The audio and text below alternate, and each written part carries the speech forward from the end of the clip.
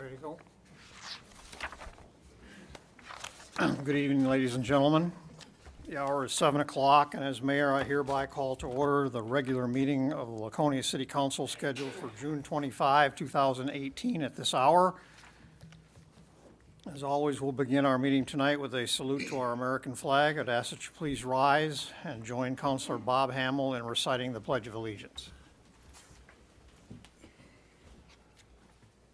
I pledge allegiance to the flag of the United States of America and to the republic for which it stands, one nation, under God, indivisible, with liberty and justice for all.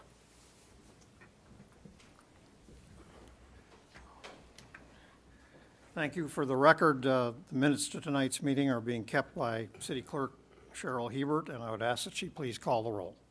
Councilor Cheney. Here. Councilor Bounds. Here. Councilor Littman. Present. Councilor Haynes. Here. Councilor Hamill. Present. Councilor Hosmer. Councilor Hosmer is away and not with us this evening. Mayor Engler. See, it'd be a 3-3 tie if I vote present, right? So I'll say present. Let the record show that 5 councilors are present this evening, and a quorum has been established for this meeting. Also note that the council is joined at the front table tonight by City Manager Scott Myers and by our City Finance Director Donna Woodeman. First order of business tonight is minutes, and we have 3 sets of minutes in your packet tonight. The first is minutes to the June 11th special budget meeting. Those minutes were distributed to the council on June 12th. And there was one correction submitted to the clerk, and then the minutes were redistributed again that same day. Anybody have any changes to those minutes? If not, I'm going to declare those minutes to be accepted as amended and as submitted by the clerk. Next up are the regular meeting minutes for June 11th. Those minutes were distributed to the council also on June 12th. One correction was submitted to the clerk, and the minutes were redistributed on June 14th. And no other changes suggested unless there are any tonight. I'm going to declare the minutes of our regular meeting on June 11th to be accepted as amended by the clerk. Lastly, we had a special budget meeting on June 18th, a week ago tonight, and the minutes to those meetings were distributed on June 20th. There were no corrections submitted to the clerk, and so unless there are some at this point, I'm going to declare the minutes to the special budget meeting of June 18th are accepted as submitted by the clerk. Consent and action items, we have one tonight, and it is a temporary traffic order for a community blood drive being sponsored by Penny Patu Travel. This is with regard to the use of the City Hall parking lot. And a motion, the actual details for Monday, August 13th are on page 22 of your packet. And a motion would be in order to approve temporary traffic order 2018-11 community blood drive to be held August 13, 2018 from 10 a.m. to 3 p.m. Councilor Hamill makes that motion. Is there a second? Councilor Littman seconds that motion. Any discussion? All those in favor, please raise a hand. 5 votes in the affirmative, and that motion carries. Okay, next up is citizen comments for matters not on the agenda. This is the appropriate time tonight for anyone who wishes to address the council on a matter that is not on tonight's agenda. Mr. Mayor, councilors, Patrick Wood. Mr. Wood. Shore Drive in Laconia. I just want to let you know that a friend of Laconia, one who is very much involved in the building of different very important structures in Laconia, passed away on Friday, Doug Stone. There will be a celebration of his life at the Belknap Mill on the 6th of July between 11 and 2:30. There'll be more information on that, but Doug was a very influential person in the city, and he will be missed. Thank you. Thank you. Anyone else wish to address the council tonight on a matter that is not on tonight's agenda? Okay, we have no interviews tonight, no nominations, appointments, or elections. We have 4 public hearings to hold tonight.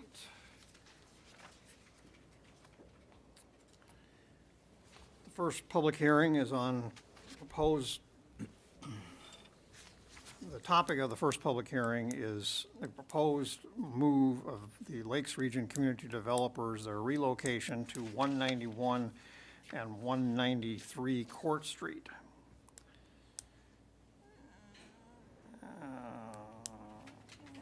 The notice of this public hearing was made available in the June 13, 2018 edition of the Laconia Daily Sun. It was also posted at City Hall, Community Center, and the Laconia Public Library. So the community developers is asking for the city to apply for a community development block grant of up to $150,000 to facilitate the purchase of this building or these 2 buildings on Court Street. So and this will come up tonight under unfinished business for the council to adopt this position. So is there anyone, I'll open a public hearing at 7:07 p.m. and ask if there's anyone in attendance tonight who would like to address the council on the matter of applying for a community development block grant of up to $150,000 in the name of Lakes Region Community Developers. Yes, ma'am. I would. Donna Lane, CDBG consultant. Can I read to you? As you know, every time we ask for CDBG funds, I have to read a little bit to you, so I'll be brief. Go ahead. Okay.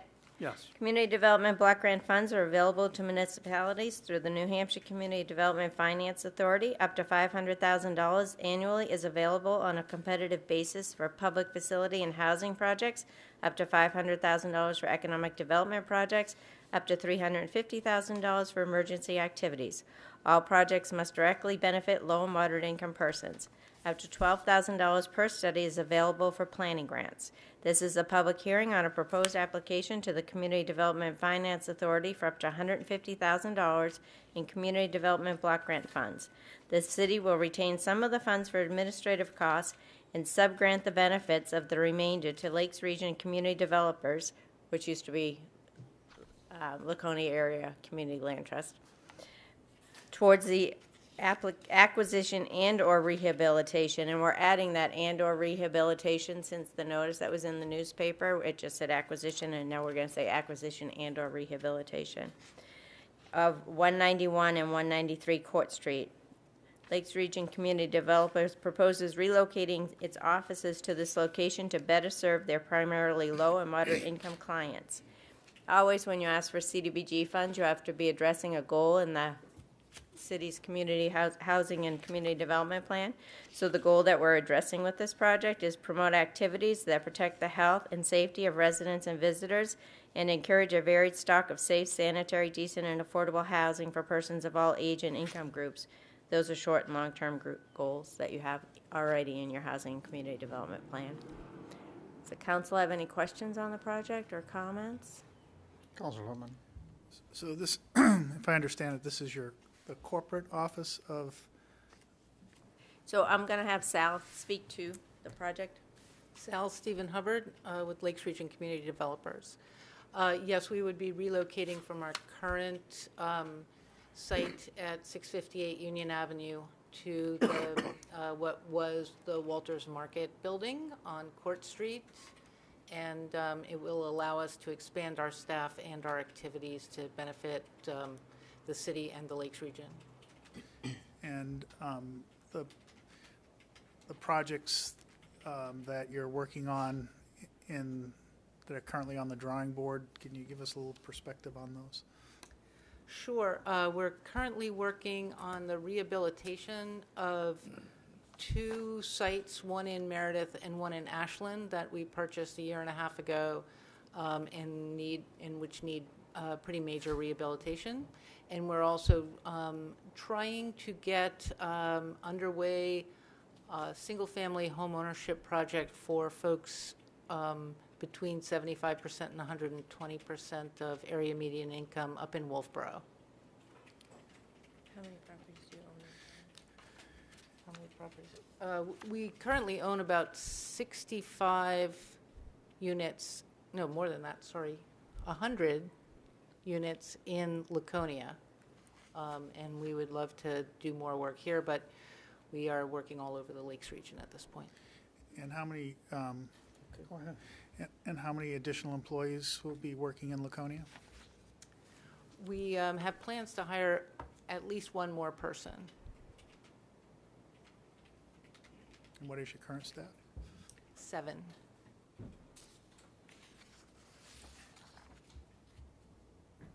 Okay, does anyone else wish to offer testimony on this, during this public hearing about the $150,000 community development block grant for Lakes Region community developers? Anyone else?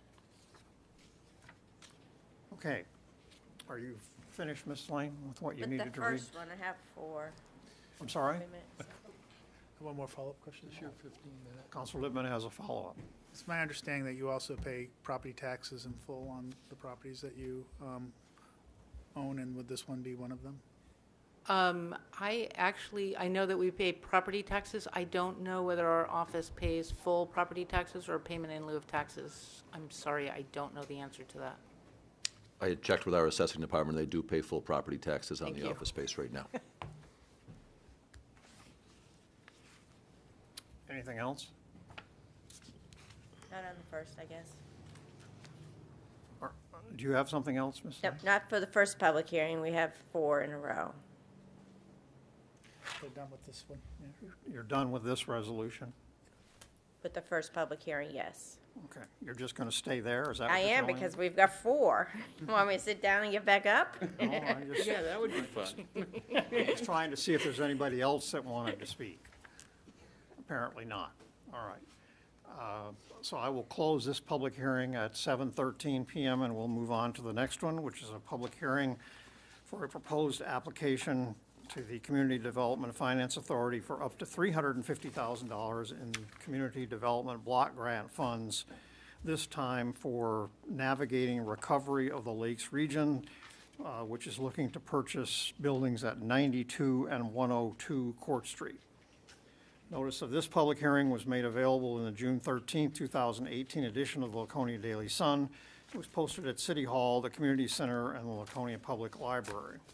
So I will open this public hearing at 7:13 PM and ask if there's anyone who would like to address the council on the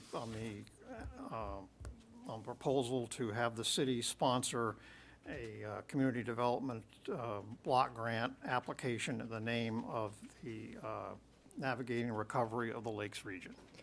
Donna Lane would like to speak again on this one. And again, I have to read that same paragraph to you because it's required of the minutes when they get down in the application. So, community development block grant funds are available to municipalities through the New Hampshire Community Development Finance Authority. Up to $500,000 annually is available on a competitive basis for public facility and housing projects, up to $500,000 for economic development projects, and up to $350,000 for emergency activities. All projects must directly benefit low and moderate income persons. Up to $12,000 per study is available for planning grants. And you'll see that we're asking for up to $500,000 if we put both applications in, so that's why we can do 2. This is a public hearing on a proposed application to the Community Development Finance Authority for up to $350,000 in community development block grant funds. The city will retain up to $23,000 of the grant for administrative costs and sub-grant benefits of the remainder to navigating recovery of the Lakes region for the acquisition and/or rehabilitation of 102 Court Street in Laconia to be used as a recovery center where public services would be provided. The new location would allow them to more than double the clients they could service at a time. The majority of their clients are of low and moderate income, and again, we have to be addressing a goal in your housing and community development plan, and this goal would be in your current plan, promotes activities that protect the health and safety of the residents and visitors. That is a short-term and long-term goal. All right, I see we have several representatives of Navigating Recovery here, including their executive director. Does the council have any questions before we ask anyone else? No? You could tell us a little bit about the project? I'm sorry? Could we ask them to tell us a little bit specifically about the project? Ms. Pierce, would you? Daisy Pierce? Good evening, Daisy Pierce, Executive Director of Navigating Recovery. Our goal with this project is to purchase and rehabilitate 102 Court Street in Laconia. It's got, it allows us to double our office space. We currently have 7 staff members, but only 2 offices, so we can only serve 2 clients at a time due to confidentiality reasons. And by moving into 102 Court Street, we can serve at least 7 at a time. And also co-facilitate 2 meetings or activities at the same time because there are 2 larger space meeting rooms in this new building. Anyone else or anything else? Okay, thank you.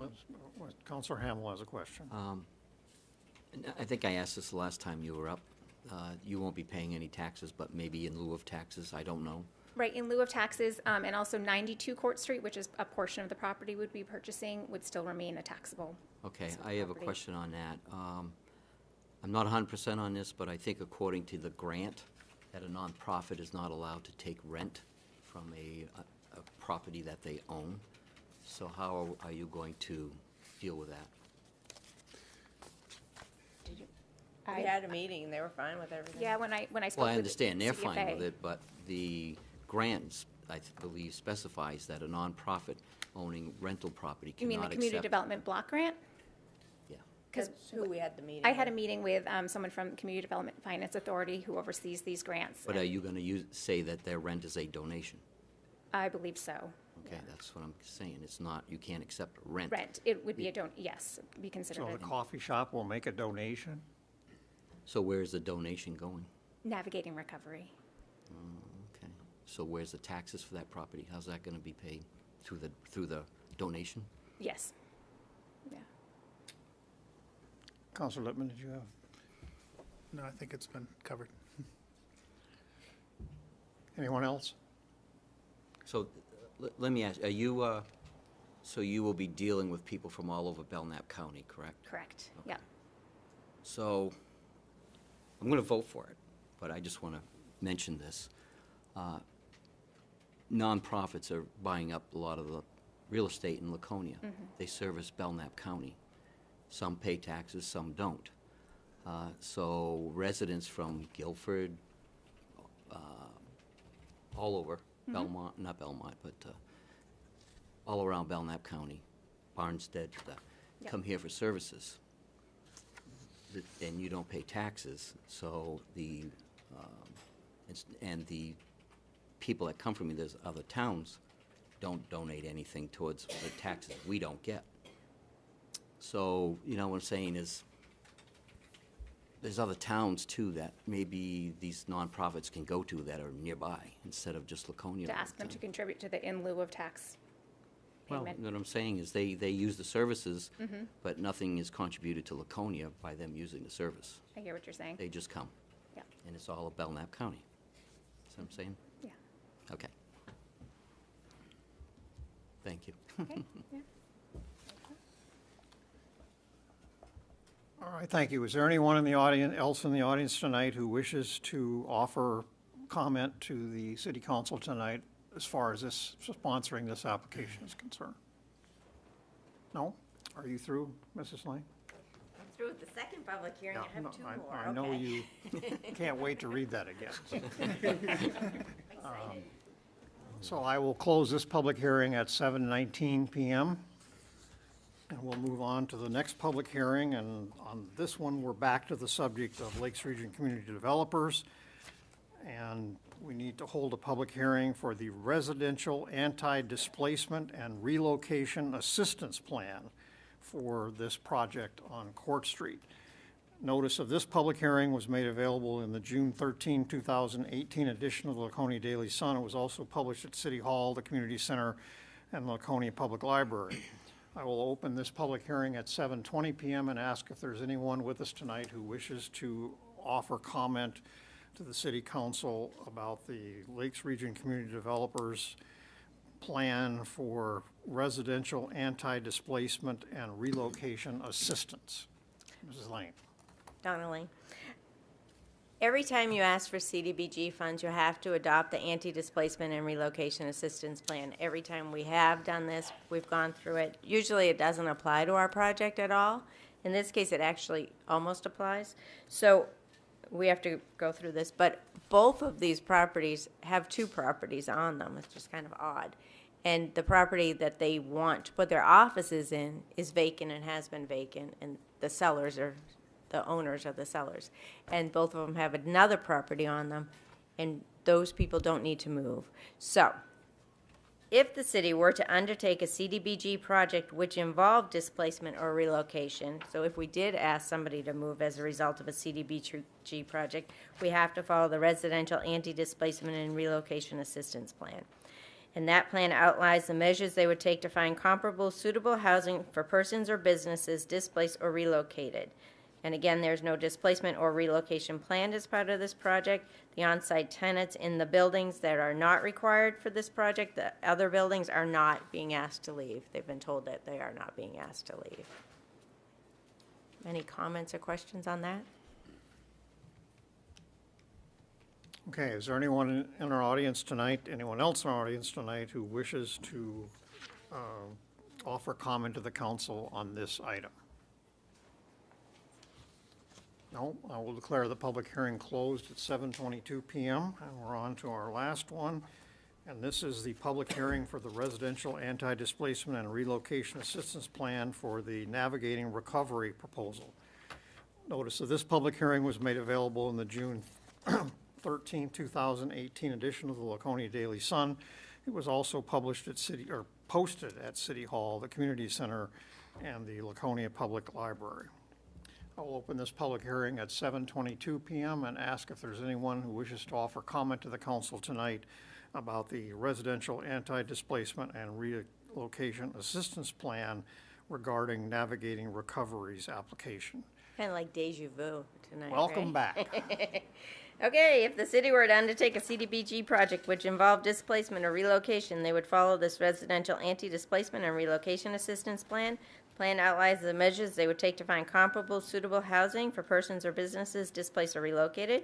There is no displacement or relocation planned as part of this project. The on-site tenant in the building not required for the relocated offices will be allowed to remain. We have to read them separately because these are totally separate applications. That's why I'm being so repetitive. Any questions or comments on that?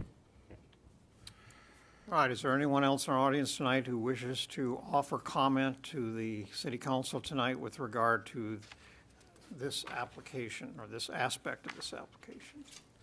If not, I will declare that public hearing closed at 7:23 p.m.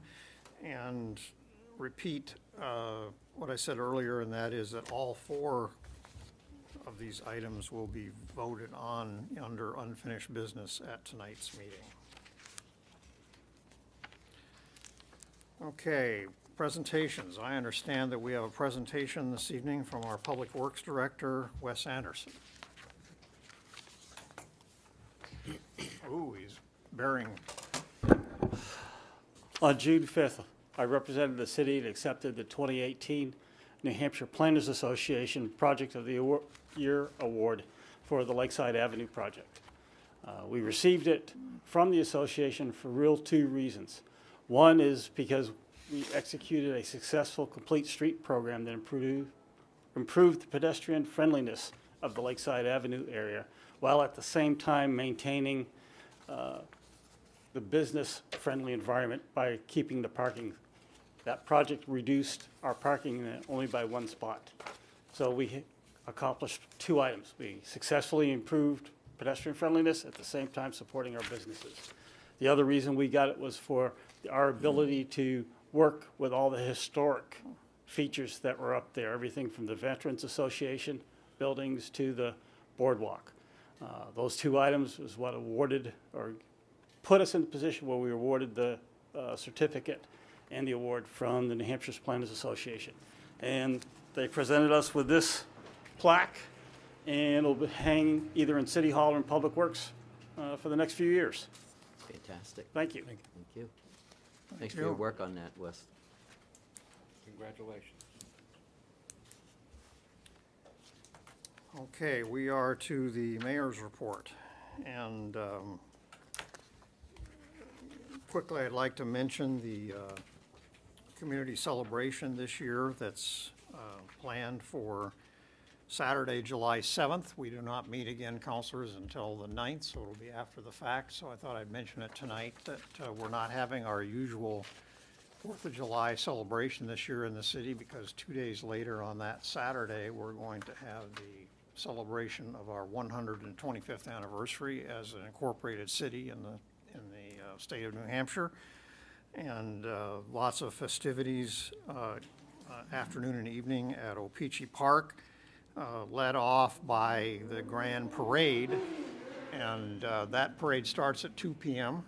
And the parade route, so everybody doesn't get confused here, is not the normal parade route in Laconia, except for, well, it's not anybody's regular parade route. I said, it's going to start at the high school on Union Avenue and proceed down Church Street to the library and take a right on North Main Street at the library and then proceed to Opeechee Park. So that will be the parade viewing area for this parade, as opposed to starting at Wyatt Park in the south end for this parade. So give everybody a heads up on that, and hope that everyone will take advantage of everything that's been planned by the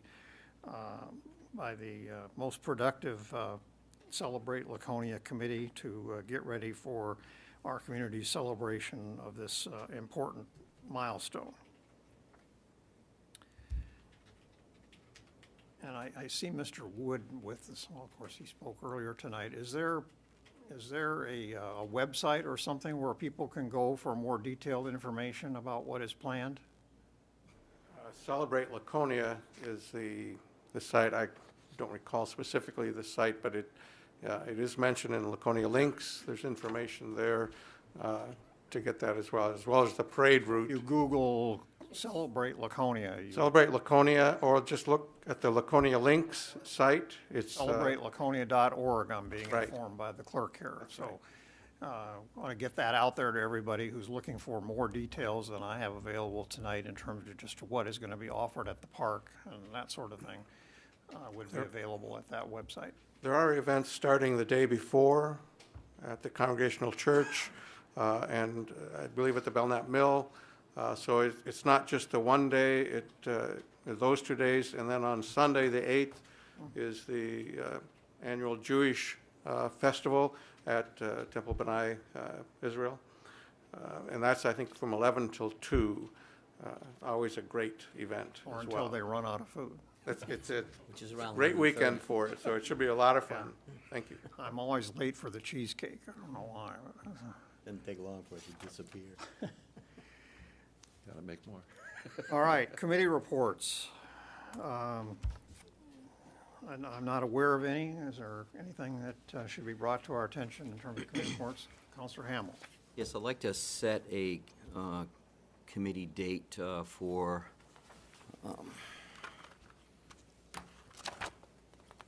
be July 23rd at 6 o'clock for the TIF committee to come in front of the Land and Buildings Committee to discuss different things about downtown. So are you talking land and buildings here? Yep. Okay. Land and buildings, July 23rd, 6 p.m. And the item is something that's not on here? Well, I guess part of it would be 16D1. The downtown parking garage? Yeah, All right, so and other you things. intend to branch off from that? Yes. All right, Counselor Hamel makes a motion to sponsor, a meeting of the Lands and Buildings Subcommittee for the night of Monday, July 23rd at 6 p.m. to discuss, among other things, item D1, the downtown parking garage. Is there a second to that motion? Second. Counselor Haynes seconds the motion. Any discussion? All those in favor, please raise a hand. 5 votes in the affirmative, that meeting is scheduled. Thank you. Any other committee business tonight? What about liaison reports? Anyone have any liaison reports tonight? No? Okay, we're to item 18, which is citizens' request to comment on current agenda items.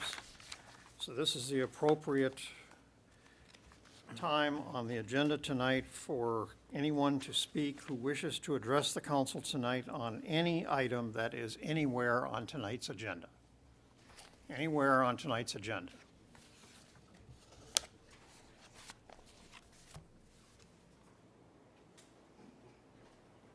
Yes, sir. I think I got this right. Frank Latosic, Ward 2. I'd just like to take a moment and have a couple of questions and some definite concerns regarding the appropriation of monies out of the Laconia Fire Department operation budget, especially earmarked for overtime. As per what was said recently, you're sitting on $4.5 million that is tucked away for someday that it could be utilized for Colonial. But unfortunately, right now, you're looking at $200,000 going to the school for no way for you people to earmark what it's for, how it's going to be used. $100,000 for the resource officer. I get that. It's totally with what's going on in the world today.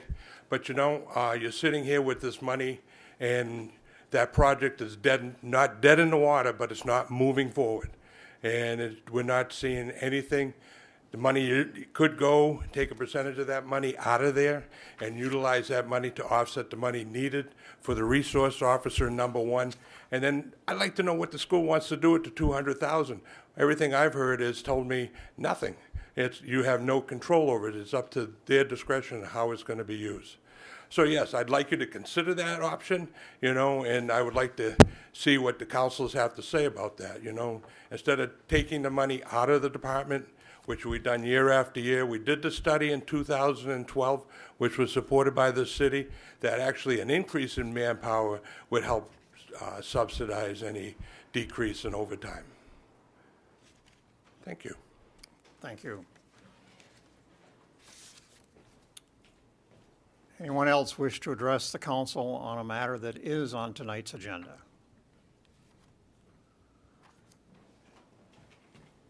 Representative St. Clair, nice tie. Thank you. I went home just to get it for Maybe you. you can lend one to the counselor from Ward 1 there. I think the counselor from Ward 1 is I'm shocked. is totally under control. Or in control, I should say.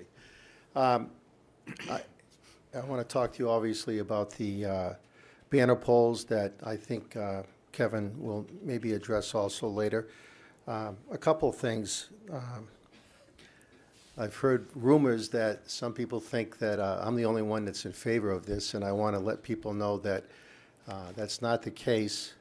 I've spent a lot of time talking to people around the community about banner poles. Obviously, we talked about this when we got the wooden telephone poles up around the city. But as you know, telephone poles have a short life, all things considered. And I think that the city it would be good for the city in the TIF district to have a set of poles, possibly two sets, but at least one set here at the entrance to Main Street that could be utilized all year long by different groups and even the city of Laconia, whether it's encouraging people to vote or other city events that we would like to get public notice besides social media and things like that. And it would even be nice for some of you that grew up around here in Laconia. Remember, we used to have Christmas, or you can call them holiday, whatever decorations you want, that we always had here during the holiday season. And how nice it would be to be able to put something up across the road there that would, again, just lend to the spirit of that time. You could announce parades, well, you know, on and on and on. Concord has done this, and we seem to like to mimic Concord on different things lately. So maybe we could look to them for this. They spent a lot of money on those poles, but they have a much wider road system down there, which would cause to have wider poles to bear that distance. We don't have that same width here on Main Street. So I personally think, and again, Kevin can speak to this better, that the cost would not be as much as it was in Concord. I just know this would be a good thing for the city. So that's really all I wanted to say. And if something comes up during the discussion that I question, I hope somebody will recognize me if I have a statement to make about that. Thank you. All right, thank you. Mr. Wood? Patrick Wood, the chairperson of the Downtown TIF Advisory Committee. We did discuss this and voted on this favorably at the committee. The two poles that we're proposing would be one in Stewart Park, or where Stewart Park is, the other next to the hotel. They would be smaller than the ones that are in Concord. I don't know if you've had a chance to see those in Concord, but they have poles going across Center Street before you get into Main Street, and then on South Main Street down beyond the Capitol Center for the Arts. The purpose of the poles, obviously, as Charlie said, is to advertise different events. And there are a lot of different events that we could be advertising sufficiently or more sufficiently or more adequately than we are now, such as the Pumpkin Festival, the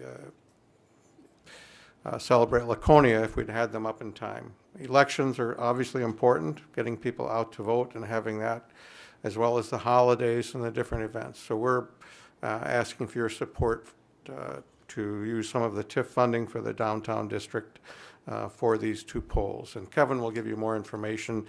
You have some already in your packet, but he'll have more later on. So if you have any questions, I'll try to answer them at this point. Okay. Don't see any hands up. Thank you very much. Thank you. All right, anyone else wish to comment to the council on any matter that is on tonight's agenda? No? Okay, we'll move on. And we are to the city manager's report. Mr. Myers. Thank you, Mr. Mayor. So we have two updates in your agenda packet for the second meeting of the month for the regular meetings. Again, we're very busy with road projects, so Court Street, a lot going on. We're still continuing with sewer work at this point. Eversource and their contractors are in there setting new utility poles.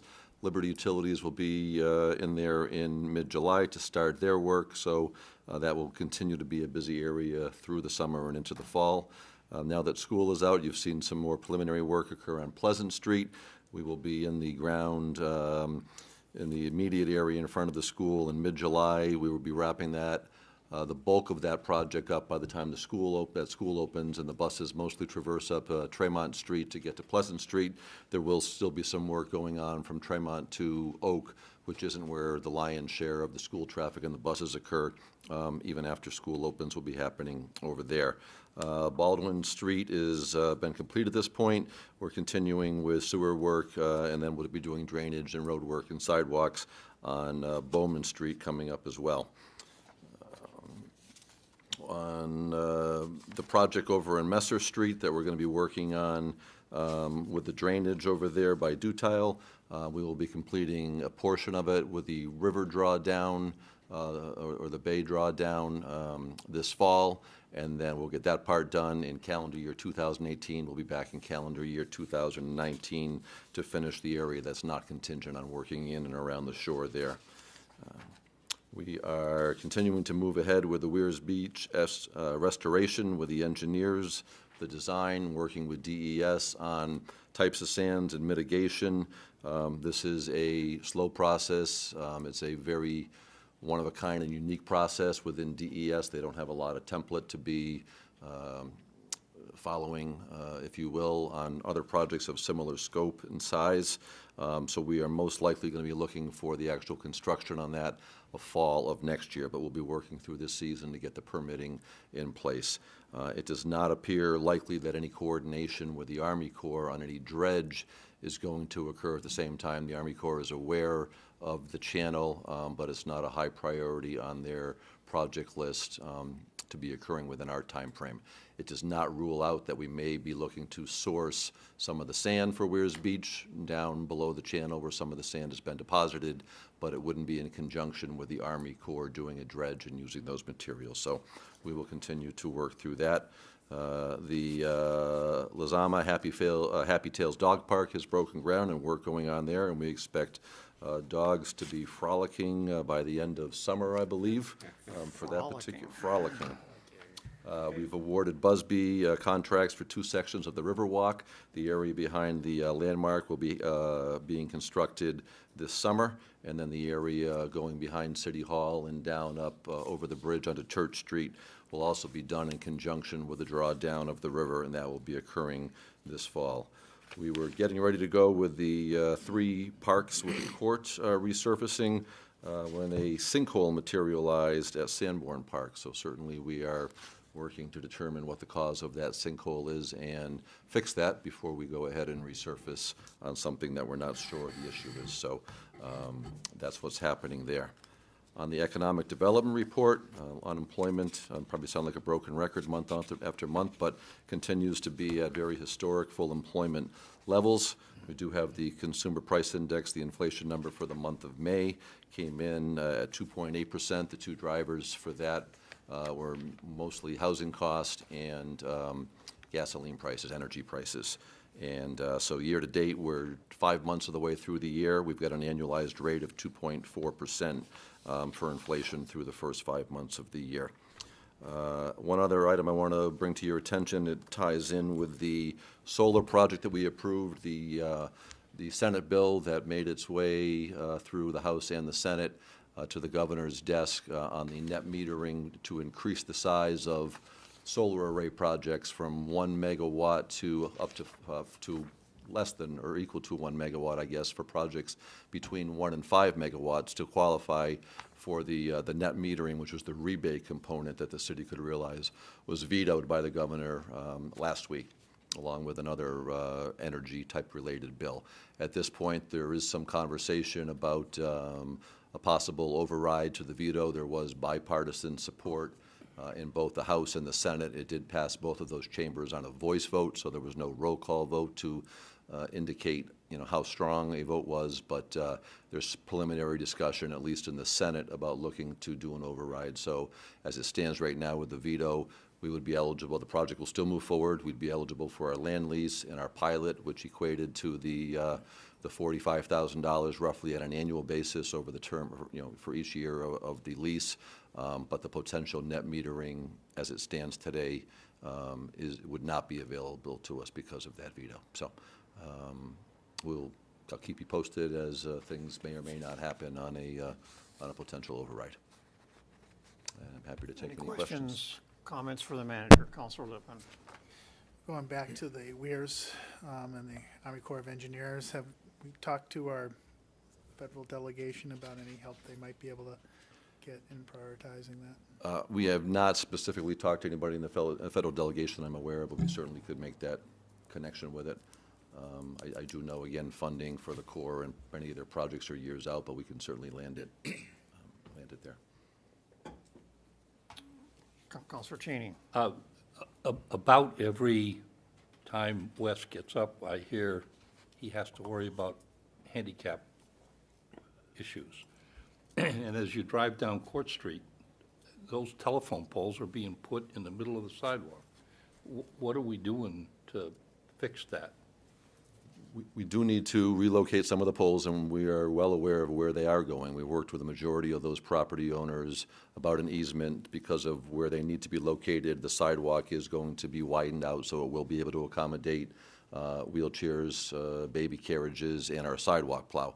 We do have 2 challenging areas right now with private property owners that are not necessarily looking to grant the city an easement for a little bit additional footage to go around that area. So we're continuing to try to work with those property owners. We're working with Eversource to see if there's alternate locations, but the overwhelming majority of them were lined up and ready to go. We've got 2 spots where we have concern at the moment that we'll be working through.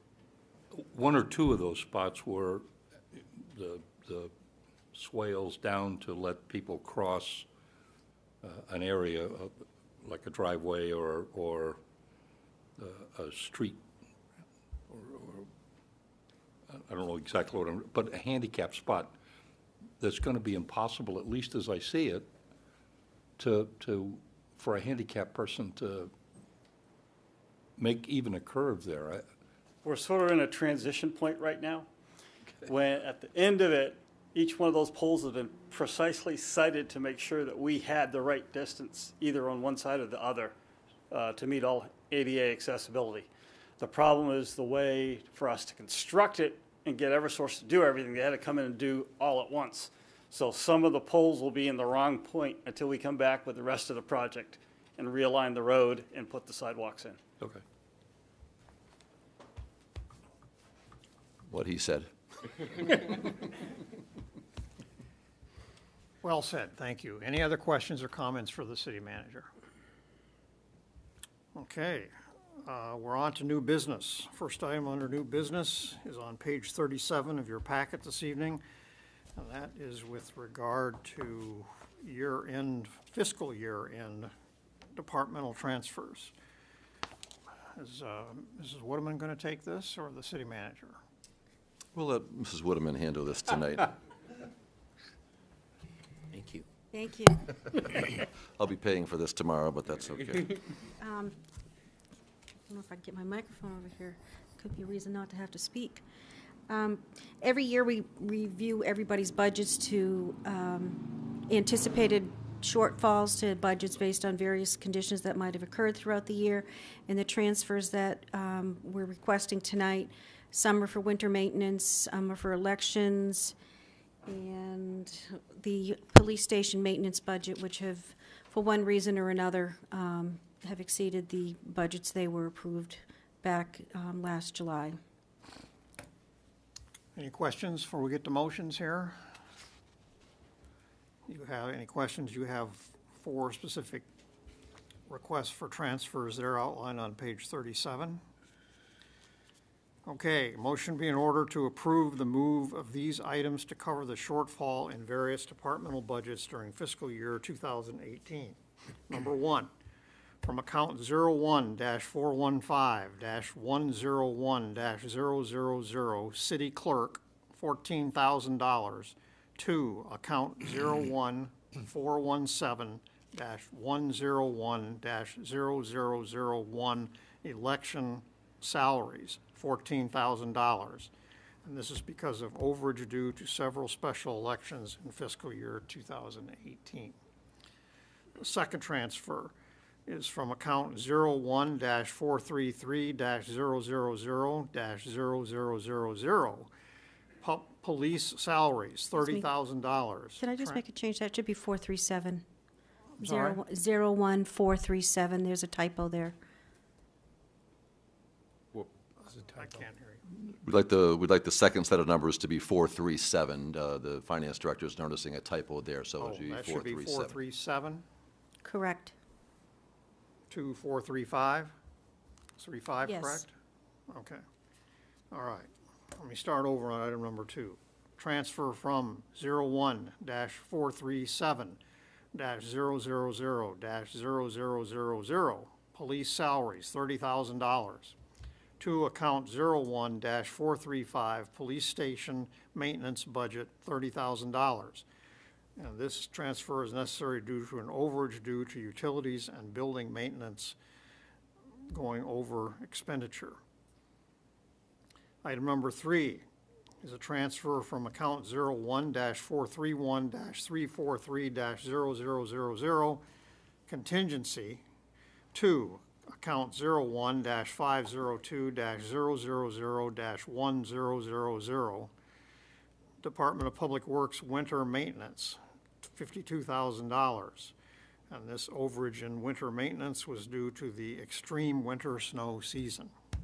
And finally, a transfer is being requested from account 01-431-343-0000, contingency fund, to account 01-599-105-0000, Department of Public Works overtime, $13,000.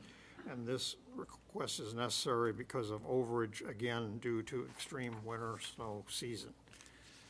Someone care to make that motion, please, to cover those 4 items? Councilor Bounds does. Is there a second? Councilor Haynes seconds that motion. Any discussion? All those in favor, please raise a hand. 5 votes in the affirmative, that motion carries. Next up, we're on to item 20B, which is fiscal year-end contingency transfers. That's on page 38 of your packet. Ms. Woodard? Well, these are your requests. These are mine, so, we know who's in charge here. So this proposal I had shared with you during the budget presentation, that we had the money sitting in contingency from the sale of the Lakeport Fire Station, and there were several smaller capital projects that due to budgetary constraints were not able to be funded during my proposed budget, but that this would be an opportunity to fund them using the contingency dollars to handle these. So these particular items were provided to you in a handout back in April, and I believe, again, probably 2 or 3 weeks ago, you received the same handout. So there is nothing new here, but these would fund those specific projects out of the remaining money in contingency account before the fiscal year lapses. Okay, you have 7 items before you there tonight that are being requested. Questions? Counselor Lippman. Could you refresh our memory on the sale of properties and where they were designated to go the past year? The net sale of the Lakeport Fire Station did not have a specific targeted location. When it closed, it was going into contingency for future council allocation. The property that Lakeport Landing currently occupies, we just finalized a few documents this week, and I think we're ready to close just because of the timing towards the end of the fiscal year, and knowing that we weren't anticipating closing here, so that revenue is already reflected in the proposed budget I presented to you. We'll be looking to close sometime probably within the month of July, after July 1st, so we can reflect those proceeds in next year's fiscal budget. And the gross amount is anticipated to be $508,000 from the sale of that property. We've got a few small bills that we've incurred during the process here, so it wouldn't net out, but I would expect to be somewhere probably between $490,000 and $500,000 that we'll realize in net proceeds from that. That will, again, as it stands right now, is slated to go into a contingency account. The contingency account on the teacher's contract? That was the target area, was to move those dollars into there so the council could move it to a reserve account, a stabilization account for funding the teacher's contract, which was part of a discussion the council had and committed to roughly a year ago, a little over a year ago at this time. So it's a 2-step process, first into contingency, then into the teacher salary reserve account? Yeah, it was just neater to move it into the contingency on the sale and then have the council take the vote to transfer it over at that point. So yes, once the sale completes, that revenue will be reflected in contingency, and then we can bring forward a resolution to transfer it out to a different location. Any other questions about any of these transfer requests? All right, a motion be in order to approve this request to fund several CIP projects that were not recommended in the fiscal 2019 budget. 7 items in total. Number 1,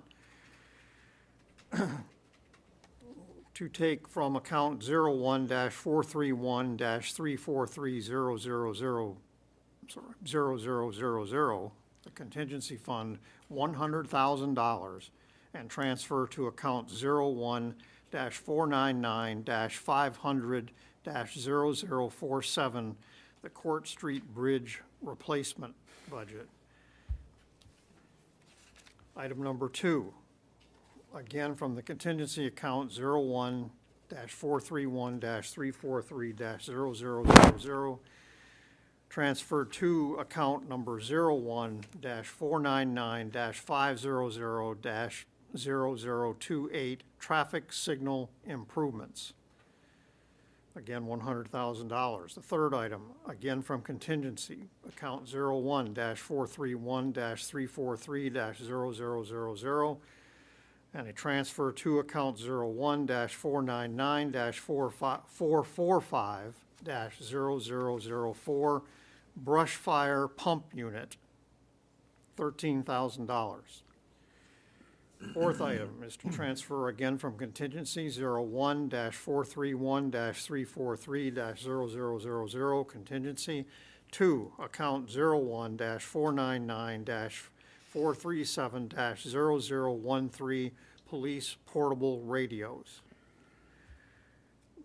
Fifth item, again from contingency, account 01-431-343-0000. 2, account 01-499-445-0014, police evidence room armory ventilation, $22,000. Sixth one is to transfer again from contingency, 01-431-343-0000. Transfer to account 01-499-437-0015, police Sally Port door modifications, $18,000. And lastly, again from contingency, account 01-431-343-0000, to account 82-301-002-0000, the non-capital reserve fund, the sum of $22,000. Someone care to make that motion for those transfers, please? No one? Counselor Hamel, seconded by Counselor Cheney. Any discussion? Counselor Hamel. Yes. As in years past, we kind of pick things that don't float to the top from the CIP committee. And I had the city manager print you each out a list of where things have fallen in. And almost all of these projects that we're looking at to do with that money fell way below the halfway point of the list. So what we've been doing over the years is pulling things from the bottom and bringing them up to the top with extra monies that we have to be able to complete some of these projects that would never get done. Because I think basically the city manager looks at maybe the first 10 to 15, if that, on this CIP list of the requests from the different department heads. That's what they do. They come in front of us and they say, we would like this, this, this, or this. And they give us a price, and we as a committee vote, give it a number of what we think the preference is on the repair or the replacement or buying of an item, dependent on how we feel would benefit the city, the residents, and the cost of it. So a lot of these projects that are on this list have a hard time coming to the top because of what they are. So by using some of the extra money we might find here and there, it brings these up. So it's kind of a short explanation, I think. Any other discussion? Okay, we'll vote. All those in favor of making these 7 transfers, please raise a hand. 5 votes in the affirmative, that motion carries. Okay, next referral is to page 39 of your packet, and that is a recommendation from the planning board to amend the zoning ordinance section 235-17 paragraph E to say that within 30 feet from the top bank of both sides of intermittent and perennial streams, that no construction would be allowed within 30 feet from the top bank on both sides of intermittent and perennial streams. These streams are shown on will correspond to the latest version of the USGS survey map. Is there someone from planning tonight here to address this? They are not, but I can address it for you if you like, Mr. Mayor. Okay. So again, as your background says, these were changes that were accidentally eliminated in the planning department in 2012 through a rewriting of an ordinance, and they were never intended to be. They've gone through the process, held a public hearing on this to refer to the council. It didn't make it to the council at that point, so they, for the second time, have reaffirmed their decision that this go to the council to be, in essence, reintroduced to the ordinance where it was. This is for those intermittent and perennial streams, as you mentioned, but these are ones that actually show up on a United States Geological Survey map.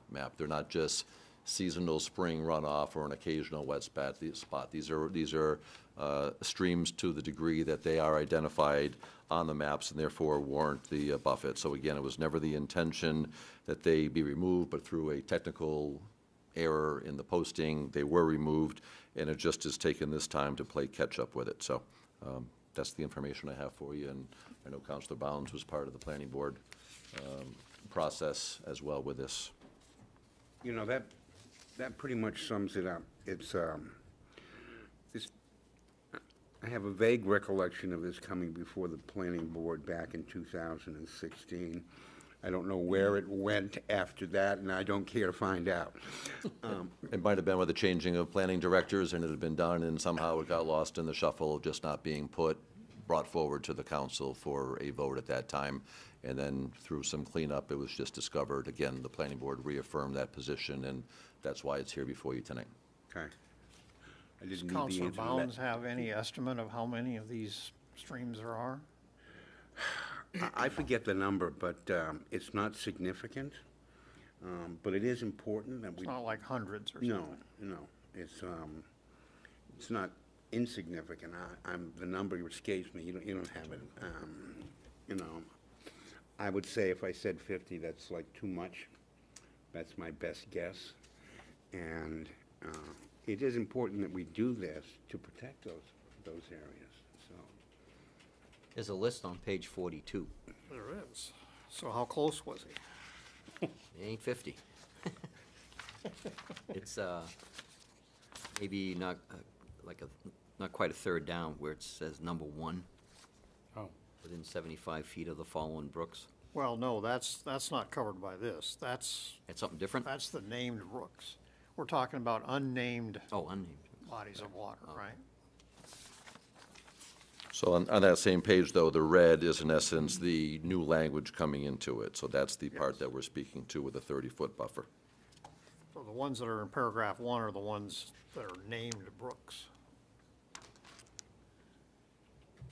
The ones that are in the new paragraph 2 are ones that don't have names. Although when that's in that paragraph, Mr. Mayor, right above it, where it says the unnamed brooks designated A through I on the official zoning map, that just may be the unnamed brooks designation is A through I. So, a dozen. Okay. All right, any questions or comments before we get to motions?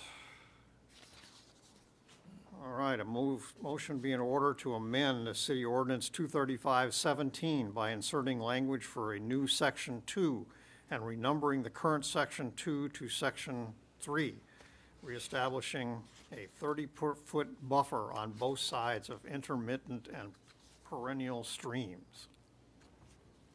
Someone care to make that motion? Councilor Bounds? Is there I'll a make second? that motion. Councilor Hamel seconds the motion.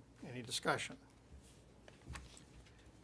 All those in favor, please raise a hand. 5 votes in the affirmative, that motion carries. And item 20D, request to approve a tentative agreement with Laconia Police Officers Association cover the period July 1, 2018 to June 30, 2021. Mr. Myers. Thank you, Mr. Mayor. We have a tentative agreement that was been approved by the Police Officers Union and also the Laconia Police Commission. The City Council was briefed on the cost items at a meeting last week.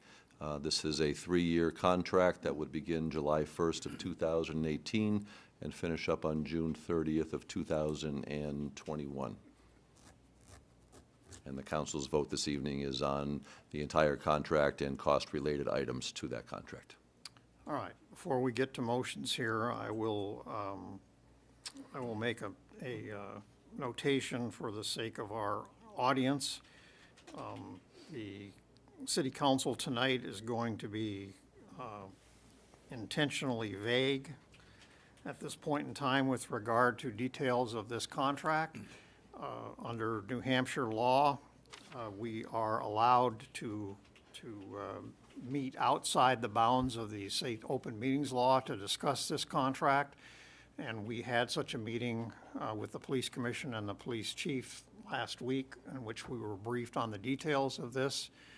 And so tonight we have before us simply an up or down vote on whether the council agrees to approve and fund this agreement.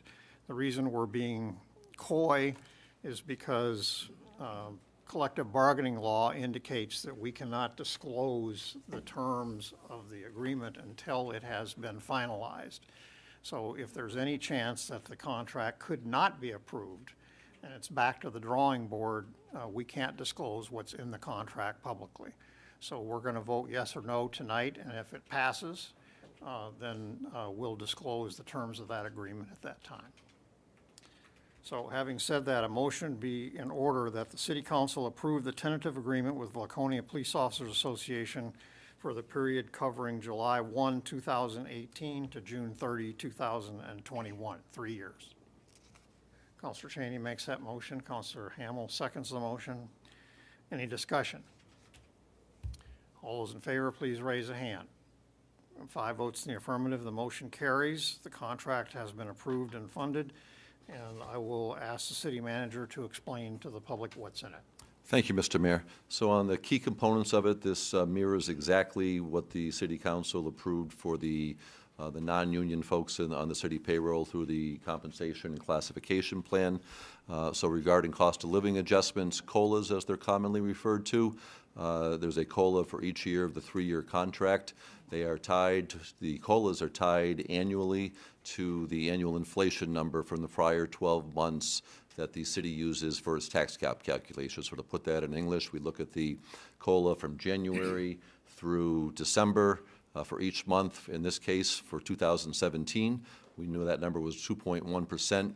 That is the COLA effective for this group beginning July 1st, 2018, the 2.1%. Going forward for the next 2 years, it again will run that same 12-month calendar year, and that's the number that'll be used the following July 1st. There is a ceiling and a floor on that number. If the number falls somewhere between a low of 1% and a high of 2.5%, then the number is the number. If it's higher or lower than either of those bookends, if you want to refer to them as that, then the number would be no lower than 1%, no higher than 2.5%. On the health insurance offerings, the city is maintaining the current plan that it has right now, with the cost share by the employees going up in year 1 from its current level of 10% to a level of 14% employee cost share, and in years 2 and 3 that goes up to 15% of the current plan. We also have added a new plan, which is called an Elevate Health Plan. It has some different options through our insurance carrier, New Hampshire Interlocal Trust, with a Harvard Pilgrim product. It has some more consumer options for employees. Employees opting for that plan, which is a little bit less expensive, would be staying at the 10% cost share basis for all 3 years of the contract. We also increased the buyout provision for those employees who can provide health insurance coverage for themselves elsewhere through another family member. Right now, if somebody opts out of our health insurance and goes on a spouse's plan, they're eligible for a payout that equates to it is 50% of the city's avoided cost of a single plan only. In real dollars for this July 1, I think that number is going to be around $4,600, $4,700. So if they opt out of whatever plan, that's the amount they would receive for opting out. The city requires that they provide proof of insurance elsewhere, and we pay that in quarterly payments in arrears, so that money is never fronted. In order to help incentivize for employees to make some decisions about their health insurance that may at the same time save the city money and add more dollars to an employee's pocketbook or paycheck, if you will, we have agreed to increase the buyout for those who are eligible for a 2-person plan to 45% of the city's cost of that plan, which puts that number at around $8,000. I think it comes in just under that. And for somebody who was eligible for a family plan, the buyout provision calls for 40% of the city's avoided cost of that plan, which puts it, I believe, again, just around $10,000, maybe just a tick under. So there certainly is incentive for employees, and by opting out, it has the opportunity to provide cost savings for the city as well. The reason for initiating that is because in communities communities around the state who have upped their buyout provisions, they have seen a significant increase in employees opting out. Right now, the city has around 17 or 18% of our workforce opting out, but we've looked at communities where they've increased the buyout where that number is in the mid-30%. So we think it's a win-win for employees and for the city. There is a increase in each year of the contract for police on their shift differential, and they call it A shift and C shift. I'll call it the second shift, basically the 4 to midnight, and then the overnight shift. Obviously, there's a shift differential for employees who work that particular shift versus the day shift, so a small increase there. And there was a small increase in the annual allowance for ammunition for certifying at the shooting range and that type of stuff. A couple of technical language changes in there, but those are the major items that were contained within that contract you approved. And would it be correct to say that the cost items for fiscal year 2019 are covered by the budget proposal that's before us now? Yes, everything that is in the budget, we made projections, but they included projections for COLAs, those who are eligible for steps, and the health insurance increases. Everything is contained within the police portion of the budget, yes. Okay. Anyone else wish to comment on a police contract? No? Okay. Thank you. We are on to unfinished business. The first item of unfinished business is the item that the two gentlemen from the Downtown TIF Advisory Board alluded to earlier, a recommendation from that board to utilize TIF funds estimated at $25,000 to install a set of over-the-road banner poles over Main Street in the vicinity of Stewart Park and the Landmark Inn. And as I understand it, so we know that the cost of that has been estimated at $25,000 taken out of the TIF fund, and the staff recommends an evaluation of the proposed site for feasibility. Mr. Dunleavy. Good evening. Voila. Yes. You are. Kevin Dunleavy, Director of Recreation and Facilities. I come before you as an ex officio member of the Downtown TIF Advisory Board. I work as a liaison or technical advisor for that group. So I direct you to the staff report and some other additional information in your packet. That not only is a staff report, but there's should be a map in there that shows the general location that is proposed for these over-the-road banner poles. And there's also should be some pictures in there of what concrete is installed for banner poles, just to give you a sense on what they would look like. So the recommendation from the TIF Advisory Board is for $25,000. It's a recommendation because the Advisory Board can't decide on the funding. That's a City Council decision. And the $25,000 would be for that one set of banner poles. One pole would be proposed to be on the Stewart Park side of Main Street, and this is the area just south of the Main Street Bridge. And the second pole would be on the Landmark Inn side. As far as room, my preliminary investigation indicates that there's a right-of-way beyond the back of the sidewalk on the Landmark Inn side. And on the Stewart Park side, it's all municipal property on that side. So, but my recommendation would be before moving forward with any purchase or contractual arrangement with a company to purchase these is to confirm what we have for available space due to what might be there for underground utilities, and also what's available for right-of-way space inside the road corridor. And we haven't done that because we didn't want to invest a lot of time in looking into it until we had a sense on whether this would be able to come to fruition or not. So you're not looking for a vote tonight, you're just looking for sort of a no, we a would go or no go? Well, I would say we'd be looking for conditional approval for the funding. Ultimately, we haven't looked into it. We haven't done the technical study of that area, and if it's deemed that that area is not feasible because of the right-of-way width or what's there for underground utilities or relocation of utilities that may be needed, it may make the project not feasible. So would this come back to the council again in any case or not? If the funding was, what my recommendation to the city council is to make a conditional approval for the funding, conditioned upon that there's available space in the right-of-way for these poles. Do you know what the span is? I don't remember what it is right offhand. It's like that's pretty wide. Yeah, it's got to be, I wouldn't know what to venture.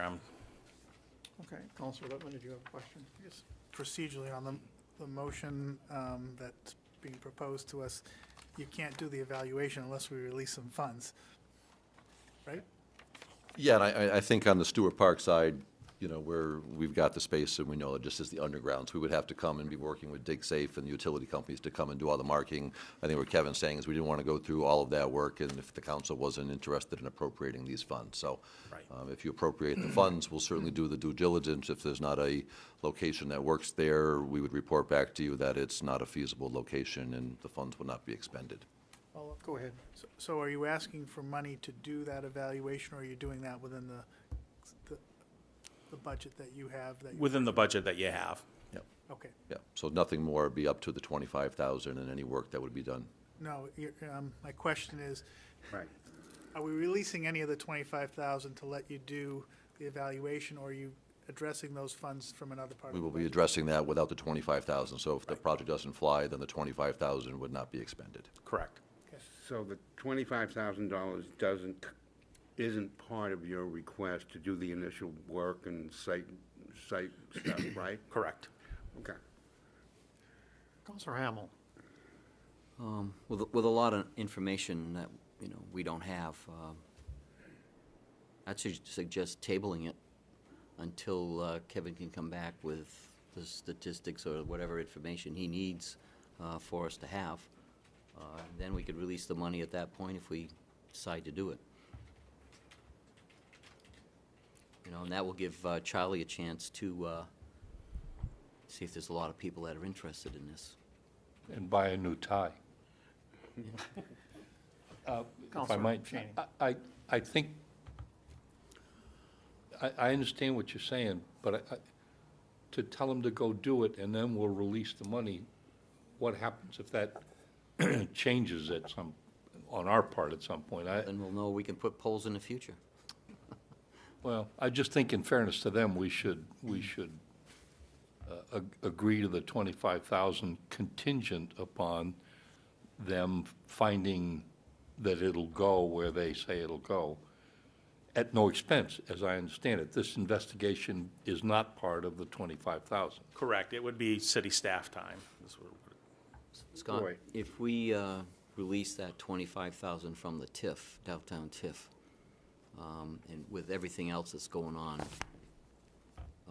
monies from the TIF are going to different things, where would that leave us? I think right now, we had done the pro forma with all the existing debt and money going to help repay the general fund, and once we fronted the money on the Colonial, and with that being pushed back and allowing the new money within this budget to flow in, I think there's the 25,000 there that does not impact existing debt and/or the TIF funding at the level that we had, the council had approved for the Colonial going forward as well.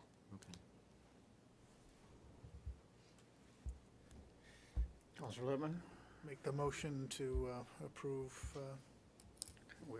addition, but if, Let me get to Councilor Ballas first here. All right. I was really going to say that, hold your breath, but I think I agree with Councilor Cheney on this. Jesus, you've got to stop this. I have friends who are going to be upset about it. So I'm going to pass and let these two guys. So did you indicate material earlier? I missed it if you did. Did I indicate what? Material? What are these poles going to be made out of? What kind of poles are they? Like a steel pole. Steel poles. Yeah, yeah. The one that I showed in the picture, and what Concord's done is it's black, painted black, steel pole. Very basic is the one that Concord has put in. You can make them more ornamental if you choose. that cost that I'm proposing, or that I estimated, was based on the bid numbers that Concord received for one of their sets. So that's a basic steel pole that is painted black. So the photos in the online version came out great. The photos in the printed version kind of got cut off. So if you look at your tablet and click the link, Piece of a tree. but if you look at... Looks good, huh? If you I got pictures here, too, if anybody Here's wants. a wire. you can click on your link right on your tablet there, and it'll pull it right up for you. I got, Just came through. So presuming that these, or assuming that these two poles are put up. That's fine. So then it would be up to, whoa, those are big. Yeah. Like chimneys. So then it would be up to the promoters of an individual event to come to the city and provide the city with the banner that they would want put up. Correct, and you'd put limitations on what size they would need to do.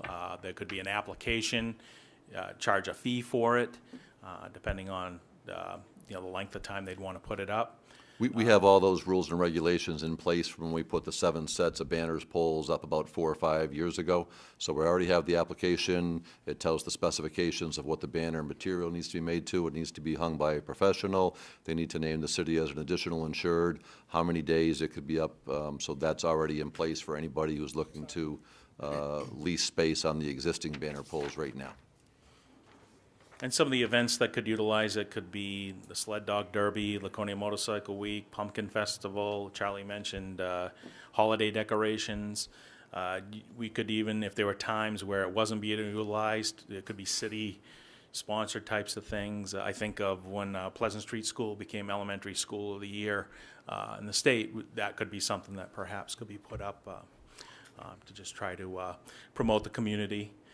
Certainly, it's an Anybody economic. have any idea what it would cost to have a banner of that size? I don't. But that, How often it would happen? right. I think they mostly would be there for a recurring event, so that you put your investment into the banner, which for that span is obviously going to be more than where we have them located on Weirs Boulevard. So What I would think. most of these probably be recurring events where they're able to change a date or, a number on the calendar type of thing.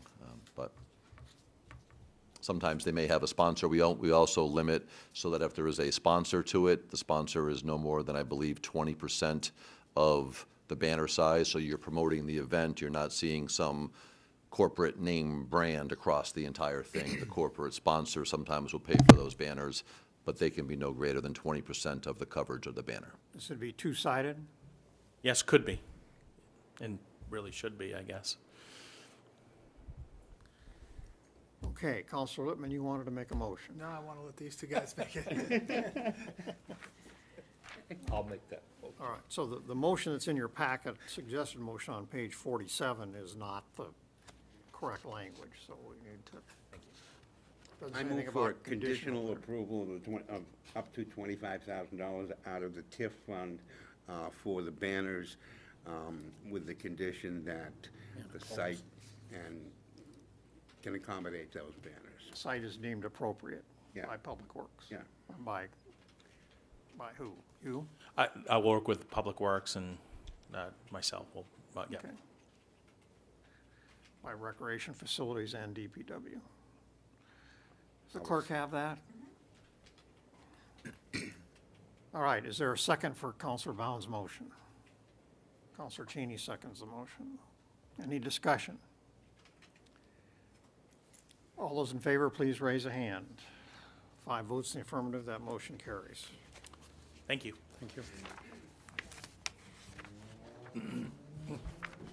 Okay, now we are on to the 4 motions I alerted to earlier when we had the public hearings.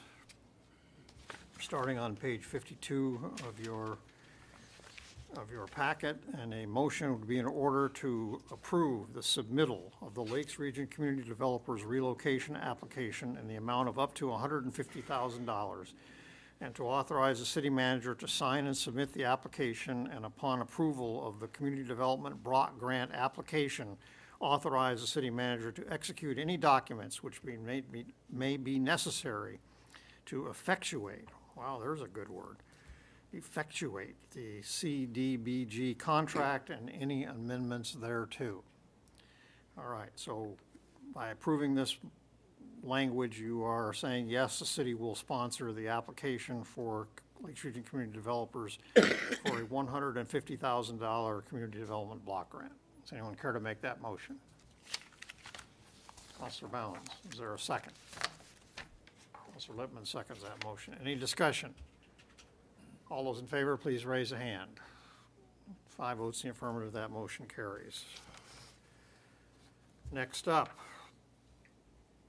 a proposed application to the Community Development Finance Authority for up to $350,000 in funding for the community development, out of the community development block grant funds for navigating recovery of the Lakes region. A motion would be in order to approve the submittal of the Navigating Recovery in the Lakes Region relocation application in the amount of up to $350,000, and to authorize the city manager to sign and submit the application, and upon approval of the community development block grant application, authorize the city manager to execute any documents which may be necessary to effectuate the CDBG contract and any amendments thereto. So on this one, we're agreeing to sponsor Navigating Recovery's application for $350,000 in community development block grants. Someone care to make that motion? Councilor Hamel, is there a second? Councilor Lippman. Any discussion? All those in favor, please raise a hand. 5 votes in the affirmative, that motion carries.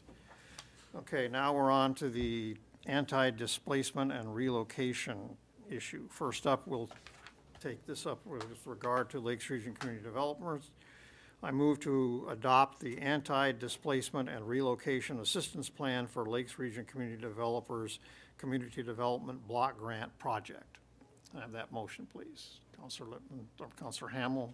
Councilor Lippman seconds the motion. Any discussion? All those in favor, please raise a hand.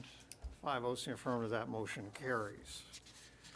And lastly, we're on to the same thing, the Anti-Displacement and Relocation Assistance Plan for the Navigating Recovery Plan. A motion would be in order to adopt the Anti-Displacement and Relocation Assistance Plan for Navigating Recovery in the Lakes Region's Community Development Block Grant Project. Someone care to make that motion? Councilor Lippman? I'm sorry, Councilor Haynes makes that motion. Do we have a second? Councilor Lippman seconds that motion. Any discussion? All those in favor, please raise a hand. 5 votes in the affirmative, and that motion carries. Okay, our last item under unfinished business tonight is a general budget discussion. A reminder where we left things last week. First, a reminder of our timetable. If we're on schedule after tonight's meeting and this discussion, we will have a consensus of where we are headed for our next meeting on July 9th, so that the staff, the city manager and the finance director and the staff can prepare all the necessary documents for us for approval of the budget fiscal year 19 at the meeting on July 9th. That is not to say that changes could not be made on the 9th, because they could, but still. But it would be good if we could come out of this meeting tonight with decisions on where we're headed on these major budget issues, or the major budget issue, so that those documents could be prepared for us. Okay, so the... Mr. Mayor, just a question. Sure. With Councilor Hosman away for a period of time, Sorry? with Councilor Hosman away for a period of time and has not been part of the discussion, do we have to finish it on July 9th? We have until the 23rd of July to adopt the budget. Okay, If we do that's not adopt the budget by July 23rd, the city manager's budget proposal becomes law. Okay. So yes, we could, we don't have to pass the budget on the 9th. And I did outline this plan to Councilor Hosmer before he left on vacation, so he knows what the timetable is. And operationally, Counselor Haynes, to follow up, the city continues to operate. What would not occur is there wouldn't be any release of any of the money for the capital projects Okay. at that point until the budget's adopted. Thank you. Is that critical?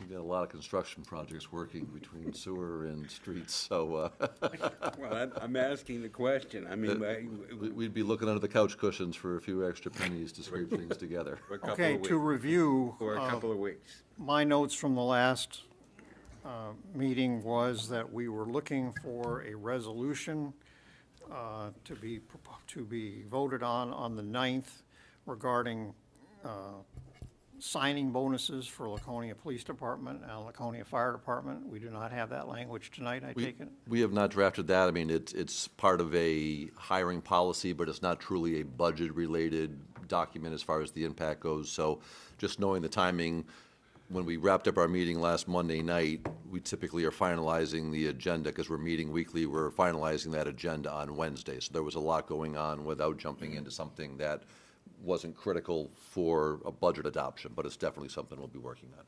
Okay, so we'll have that language before us on the 9th? Yes. Okay. And Counselor Cheney, since you're the one that proposed that, I'd like you to review that language before the 9th to make sure it meets with your satisfaction. The only other item that I can recall coming out of our last meeting on this issue was the proposal to reduce the fire department budget by $300,000 and to reallocate $200,000 of that number to the school district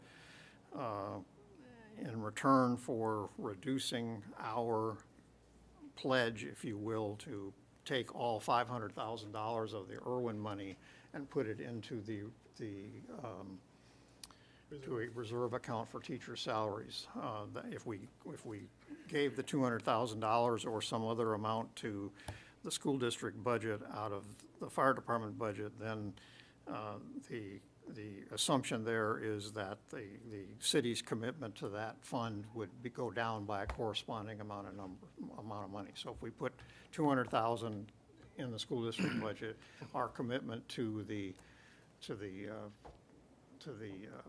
stabilization account for teacher salaries would go down by $200,000, and we would have that $200,000 left over to allocate to other capital improvement projects or anything else we wanted to spend that money on.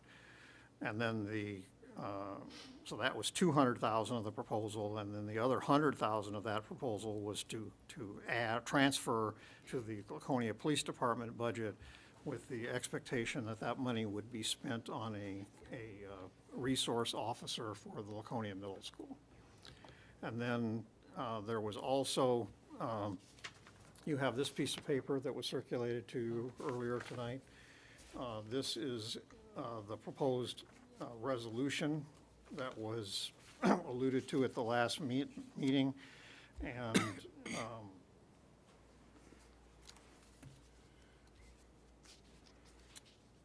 so this is also related to, as the city manager pointed out at the last meeting, I believe the motion that, or the initiative that Councilor Hamel took at the last meeting was to say to cut $300,000 out of the salary items in the fire department budget. He did not specify overtime, but the city manager made the observation at that meeting that, because part of what Councilor Hamel said was that it would need to be done without reducing force from the current 40 people employed by the firefighters employed by the fire department. And so therefore, the city manager noted that the only place, if you're not going to reduce staff with that kind of money involved, the only place you could take it out of would be the overtime item. So I think we're all proceeding on the assumption that that $300,000 would come out of overtime and related state retirement, the state retirement taxes associated with that overtime, correct? Correct. Okay, so toward that end, the resolution you have in front of you has two items in it, really. Or three items in it. One is it directs the city manager to implement a policy where the fire department will not fill any regular platoon shifts with employees who are not working at their regular rate of pay unless the number of employees who report for duty on a particular shift falls below 7. And that would be as of August 1st. So right now, a full shift is 9 from each platoon, and so this is saying there would be no backfilling with overtime personnel unless the level gets below 7. That's what that is saying. The second paragraph has to do with directing the city manager to implement a policy where the fire department will make use, to the extent possible, of employees working at a regular rate of pay, including part-time, seasonal, and on-call employees, whenever possible, to fill empty shifts. Okay? Now this, and I have a copy that each of you may have here tonight somewhere, that this is regulated by the collective bargaining agreement, and this chief has very limited options under the collective bargaining agreement to not use overtime-related personnel on these shifts. There are several months a year, 4 I think, where the collective bargaining agreement permits the first vacancy on a shift to be filled with someone who is not working on overtime rate. So, like, for instance, I think Councilor Hamel suggested the possibility that an off-duty firefighter from one of the other neighboring area departments could be hired by us on a part-time basis to fill those kinds of shifts and whatnot. So basically, number 2 item here directs the city manager to implement a policy that working within the collective bargaining agreement makes use, to whatever extent possible, the use of people who are not working on overtime to fill shifts. Okay, and then the third item having to do with what Councilor Lippman mentioned at the last meeting was to direct the city manager to implement a policy whereas the Weirs Beach substation would not be closed for any platoon shifts as a result of the actions called for in this resolution. In other words, one of the possibilities that could be looked at to reduce overtime could not be to close the Weirs Beach station. Okay, so that's what is before us tonight. Who would like to lead off discussion of this? Anyone? No one? Councilor Bounds. I'll jump in first. And we have the fire, by the way, we have the fire chief with us tonight, as well as the assistant fire chief. Some of you indicated you would like to have him to be here tonight so you could ask questions. So we can ask questions. Okay. As part of the proposal that the fire department made once we made the proposal from Brewster, keep getting that name wrong, but from Brewster Ambulance, was a reduction of some $63,000 waiting to dealing with nighttime overtime or some fashion. So I think that $63,000, forget the exact number, I think that $63,000 can be plugged into the equation here in accord with the fire department's own proposal. So you really just need $238,000 to get to where we want to get. If we wanted to do the school resource officer, I want to make sure that $100,000 is going to do it, and that's going to be sufficient to do it. I think everybody can agree that's a good idea, and I'm certainly in agreement with that also. I have a couple of concerns, and I'll express them now. I don't know what a safe number is. I don't know if 7 is a safe number. I don't know if 8 is a safe number. I don't know if 6 is a safe number, but I need some kind of, or I would want some kind of assurance that we're not compromising the safety of anybody in the city if we adopt this proposal in terms of at bottom of the overtime, of the numbers of people that can man it. And I'm not an expert on this. I don't know how we get those assurances, but there must be some method we can employ to get us to the satisfactory position that we're at. And I guess I just want to make a couple of comments. I'm disheartened that the fire department or whoever didn't embrace this proposal, because it could have been a great one in terms of cooperation and opportunities for everybody in the city, including the employees of the fire department. I was disappointed about the way it was handled by whomever in terms of communications with Brewster about how this would resolve. And I guess in saying that, what scares me, or what I'm worried about, I guess scare is not the right word, but what I'm worried about is the idea that we're going to be able to capture this money back through whatever billing processes we implement, because LRGH couldn't do it. I don't know how the city of Laconia is going to do it. And I'm looking at this $300,000 as the safety net of what we're not going to get back from the billing practices in the future. So that's where I'm coming from in terms of that $300,000. Can I just clarify something? Yeah. All right, so just make sure we're all on the same page as well as our audience tonight. The $63,000 that the counselor is referring to was a proposal that came from the fire chief in this document here. Yep. That indicated that he would be willing to cover night shifts with a full crew being considered 8 people. Okay, so we have 2 12-hour shifts there. So in other words, if he would, if I'm, Chief, clarify this if I'm misrepresenting this, but my understanding, the way it was worded was that you would not backfill night shifts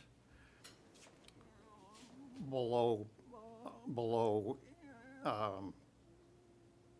that you'd be willing to not backfill that first position on night shifts. That's correct. If 9 show up for work, 9 would work.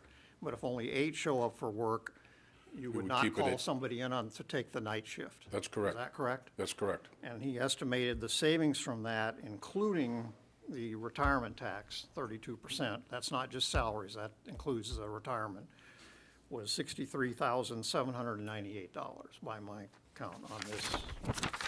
Does that sound like what we're talking about? So that's the money that Councilor Bounds is referring to. Okay, I just wanted to clarify that. So let's, if you can just stand by, Chief, here, and I'm sure there's going to be some questions. All right, who's next? Councilor Cheney. Mayor and Chief, I want to, and this pains me, echo some of the things that Councilor Bounds has said. Twice in one night. It's a horrible trial for me. I, too, regret that this proposal from Brewster didn't go through, and I'll tell you why, Chief. I've read your issues and concerns, which talk about 50% increases in calls for service, training issues that are wanting,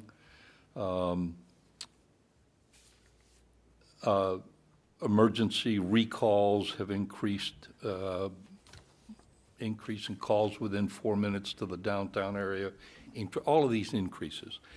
And as I went through it, and the fact that your calls for service and the demands on your department have increased dramatically, which brought MRI to say you ought to have 11 people on duty. Correct. But that 11 people on duty assumes you're still maintaining the ambulance service. Correct.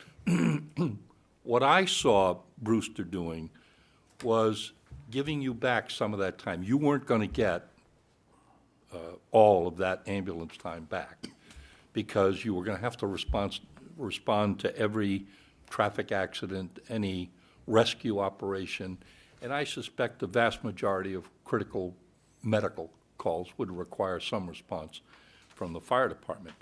But I was hoping that while Brewster was doing a lot of the calls, most of the calls, it would have freed up some of your time to get some of this other stuff done. I think that it would be almost impossible, and you can correct me, but to say that there is a safe number, there's certainly a number that is better than others, but it would depend on what was happening. I mean, a major conflagration in the city of Laconia and 9 firemen aren't going to do it. No question, but I'm comfortable with 9. I would love to see where MRI wants us to be. I'm uncomfortable with 8, especially during the day. 7, no disrespect, but 7 is a ridiculous number. It's a dangerous number. It's a dangerous number for the residents. It's a dangerous number for your employees. And can you tell me, I mean, I guess I'm asking what dangerous is. I mean. Well, we know that based on our staffing levels in 2005, when we had 7 people on duty, our call volumes increased dramatically since then, and we used to have significant injuries, losing $140,000 a year. I would expect that those numbers are going to come back because 7 people are going to try to do the work of 9. The community is not going to not call us. Right now, we're averaging 16 calls a day. Those numbers are not going to change. They're only going to continue to go up. Whether we had a private ambulance or not, we're still going to go to a majority of those numbers. We still have one of the highest rate of structure fires there is in the state of New Hampshire. Whether you've seen my proposal, 3.9 structure fires per 1,000, it's the highest of all the cities in the state. We have a significant fire problem in the city. You don't hear about a lot of them until they really get out of control. The problem we deal with is that most of our fires are not in small houses, they're not in single-family homes, they're either in big apartment buildings or commercial properties, and they require a significant number of people. And in my proposal, I gave you that comparison to national standards. The fire we had on Union Avenue the other day, we should have had 24 firefighters there within 15 minutes. We had 24 firefighters there within probably 40 minutes, and the building is heavily damaged. I don't even know, that building may end up coming down. But I look back at the fire we had on Bungalow Court 2 months ago. We had 6 firefighters there within 2 minutes. We made a phenomenal stop. But again, multifamily dwellings. That's where our risk is, and that's where we have to staff for. But Chief, part of what's drawing your staff is the ambulance service. The ambulance. Well, let me finish.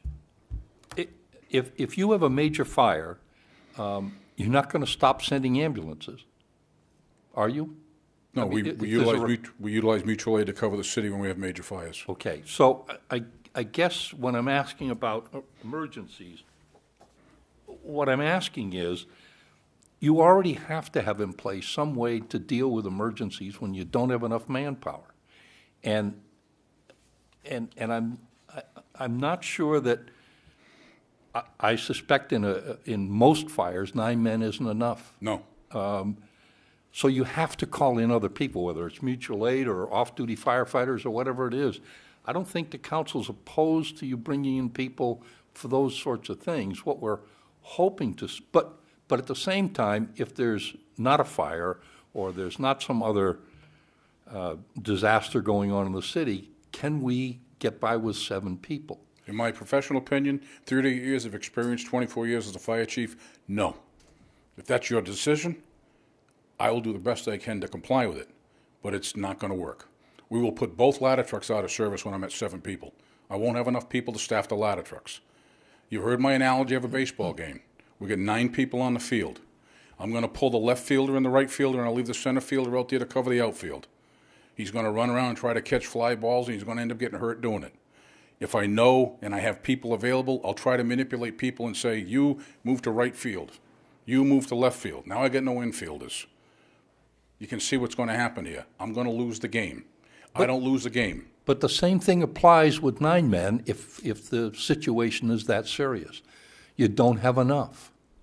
So you've got to be calling people in. And all I'm saying to you is, if the proposal goes through and you staff to 7 men, I'm not going to increase mutual aid because you decide to cut my budget.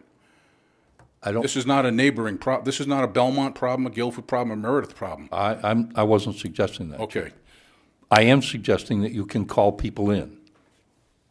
We already abuse mutual aid. No. I'm talking about your people. You're going to leave me about $20,000 to call people in.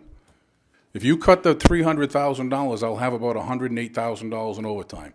I'm going to earmark about $20,000 to $30,000 of that for calling people in, and the rest of it will be to try to maintain 7. I don't think I can maintain 7 with that. I wouldn't be surprised by December. I'm out of money and I'm closing the weirs. Resolution or not, if I have 6 people on duty, I'm going to close the weirs. If I'm out of overtime, we may have 5 people on duty someday. Maybe 4 will show up. If you see me in the front of the fire truck, you know you're having a bad day. So are you. I guess we're not on the same wavelength. I mean, what's a reasonable number? 9 is a reasonable number. Your own consultant suggests we should be at 11 today. But let's go back to, it's because of the ambulance. You need No, it's those not. roads. It's because of the fire problem. If you read the consultant's report, we're busy. There's no question we're a busy fire department, but a medical call, generally speaking, only requires 2 people. Right. That's it. Totally agree. A fire call requires 9 and then double that. And I agree with that. Yeah. And I guess what I'm asking is, I mean, the 2 people that are on the ambulance are not available to you for firefighting while they're on the ambulance. Correct. Doing whatever they're doing. One of the saving graces is that most of the time they're either within the downtown area or the hospital, and we can get them back quick. They can get to most of my fires. If they're not in service at the time, they can actually get to most of our fires before mutual aid can. Yeah, unless they're doing transfers. And that's why we backfill the city when we do a transfer. Yep. If we're going to Concord, we backfill so that we keep the protection level at the same level. I'm at a loss to think that it can't work. I may agree with you. Maybe the dollar amount needs to be looked at and adjusted some in one direction or another. But we have other departments who have dangerous jobs and find a way to fill their shifts or run light despite the danger that's involved in running light. I don't want to see you not able to protect the people of Laconia, but I think you can do it with callback when that's necessary as opposed to backfilling right up front. I'm not sure callback's going to work. The morale in the department is so low right now, I don't know if they will come back anymore. They are that dejected with what's been going on for the last few months. I got to tell you, I'm dejected because of some of the things that they've said. And, I look at your numbers. In the past 18 months, you tell us you've lost 6 people. So apparently, before this even started, we were losing people. And I'm disappointed that they made the assumption that the council was going to cut their manpower, which was never discussed here. Those 3, no, they didn't leave for that. They sent people the information. I don't know what that is, Council. Well, this happens to be a SaveOurAmbulance.org missile that was sent, I believe, to a Taylor home. But of the 6 people that left, 3 went to other departments where they were going to basically do a lot less work. 1 lasted 30 days, 1 lasted 45 days, 1 lasted 9 months. And in hindsight, for the betterment of the city, I'm glad they left because the 3 we've hired are significantly better employees. Good. And hiring employees from other departments does not always work out well, even though they're already certified, because they come in here, we warn them. I warn them up front, you're coming into a very, very busy fire department. Oh, yeah, I know how busy you are. And then literally 30 days later, I'm going back to where I came from. I can earn the same amount of money there and do a lot less work and have a lot less problems. So we warn them about the workload in Laconia. We're one of the busiest fire departments in the state. And again, even if we did get rid of the ambulance calls, we were going to still go to a significant number of those calls. Not talking to Mr. Brewster, but I've talked to what Brockton did and Taunton did and Plymouth did, and they were going to, as you know, most Charlies, Deltas, and Echoes. You know exactly the type of calls I'm talking about. Motor vehicle accidents, any type of rescue, water rescue, whatever. We'd probably still be going probably 1,200, 1,500 calls a year out of the 3,000 EMS calls we do. But there would have been the amount of time devoted to actual transport that would have been relieved, you would have been relieved of and gotten people back into the system quicker, which I think would have helped with some of these problems of training and not being able to do inspections and the other things that you listed in here, which I happen to agree with you are critical. Certainly the inspection of multifamily. I don't think having any more firefighters on duty was going to change the multifamily inspections. It's a scheduling issue and it's a landlord issue. We could have 100 firefighters on duty, and if the landlord doesn't schedule the inspection and then when he does, he doesn't show up, it wasn't going to make any difference. We needed the landlord to be there to let us into the property and open the property up. That's an enforcement issue. So, yeah, that's a problem. I'm trying to identify all the issues we're facing, but not going to EMS calls was not going to free up anybody. I could send the guys to walk up a street and just walk indoors, and, you get in the front lobby, and that would be the end of it. You got to get into the basement, you got to get up into the front stairway, the back stairway, you got to get into every apartment. So I don't think having more people was going to alleviate that problem. That's an issue with the landlords, just disregard it. And by the way, I do want to say, it's not landlords from Laconia.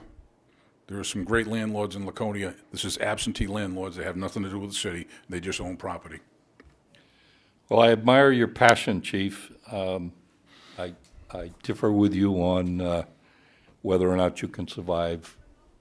I think I'll survive. Well, you and us. I hope nothing serious comes out of this. Yeah. But my outlook is probably not.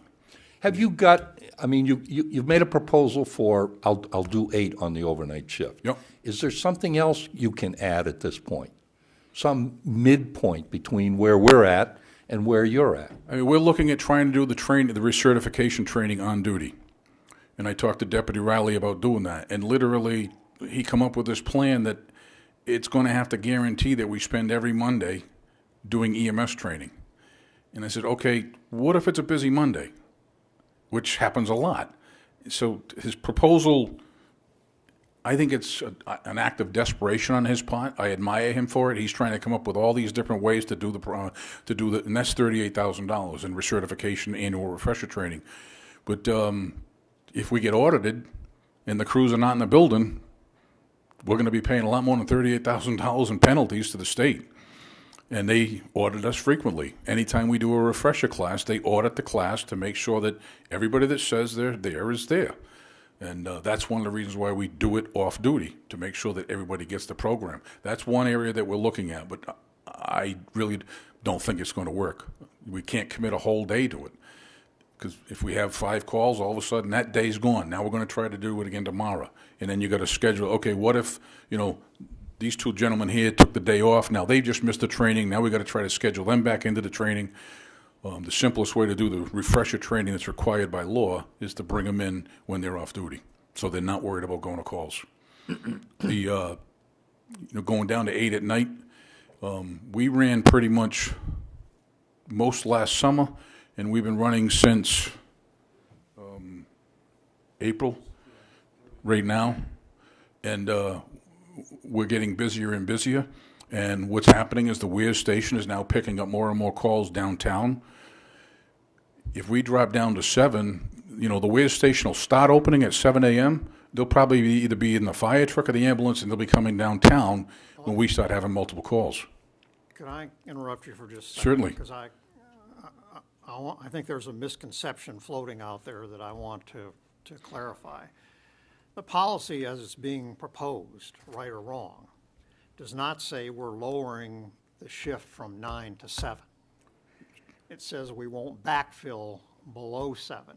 Now, we know from the numbers that have been provided very recently from the chief, and some of you know this, some of you don't, that I believe this is, I don't know whether this is, chief, as the last 12 months or calendar year 17, there were a total of 730 shifts. And of that, on just about a quarter of those shifts, the nine people Were on duty. assigned to those shifts showed up for work. Right. Okay, so only a quarter of the time was the 9 there.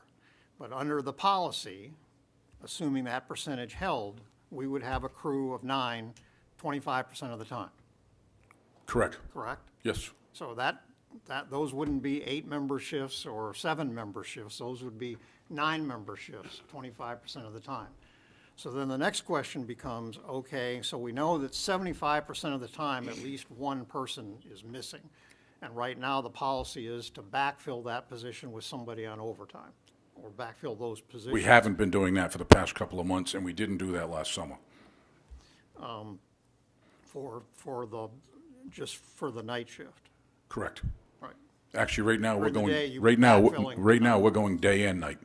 I'm trying to, right now, we're running down to 8 day and night. You Trying are? to, yes, we are. And what's the reason for that? Trying to make up for shortfalls in the budget. Okay, I don't think any of us knew that, did we? They were running, I'm just finding that out right now. that they were, so right now you're running with 8. Day and night. 8 show up.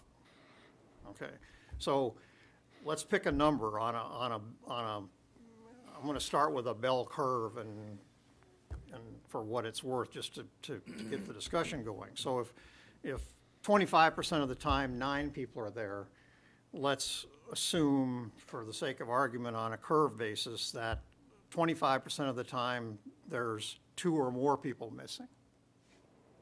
That sounds, yeah, Ballpark? yeah. Okay. So 25% of the time you would be running with 7 No, under that example, under this we'd proposed be running at policy. 8 roughly 75% of the time. And then it'd be about another 27% of the time we would be down to 7 or less. Yeah. So we'd have to- What I'm guessing at, and admit this is a guess, is that if this policy were implemented, a quarter of the time you'd be at 9, 50% of the time you'd be at 8, and 25% of the time you'd be at 7. No, I would say 75% of the time we would be at 8. At 8, Yeah. okay. So almost never would you be at 7 then, if 25% of the time you're at 9. Excuse me? If 25% of the time you're at 9, and you're saying 75% of the time you'd be at 8, without backfilling, there's nothing left for 7. 27% of the time right now, there's at least 2 people out. Okay, Okay. all right, so it's 50% then. Yeah, I might be using the wrong, yeah. 50%, so we're pretty close here. A quarter of the time there'd be 9 people, a quarter of the time there'd be 7 people, and 50% of the time there'd be 8 under this proposed policy. Correct? Looking at, yeah, Ballpark. ballpark, yeah. Yeah, yeah. Because these are all I just want projections. everybody to understand that. We're not saying that 100% of the time 7 people would be on duty. That's true. Only 25% of the time would there be 7 people on duty. If I may, we never proposed to make any cuts in the fire department's budget when we were considering Brewster. And we were considering that we were always going to keep you at the budget levels that you were at. Nobody was going to lose their job or anything like that, which is kind of what's disappointing, because I kind of agree with Councilor Cheney that I don't care how you work the numbers, but if you're not doing the ambulance service, you're freeing up your men on the job to do other things. That's just given. You can't argue with that. If you're not doing the ambulance service, you're freeing up your folks in the fire department from things that they would have been doing to do the ambulance, to do something else. whether it's inspections or the impossibility of that, but that's what would have occurred. Again, my concern is that you're not going, this proposal is not going to pay for itself. It's not. Lakes Region General Hospital couldn't do it. I don't care who you get to do this. The idea that you're going to pay for this service by a different billing method is unrealistic. So that's where I'm coming at. And I'm not saying $300,000 is the number. I'm not saying $200,000 is the number.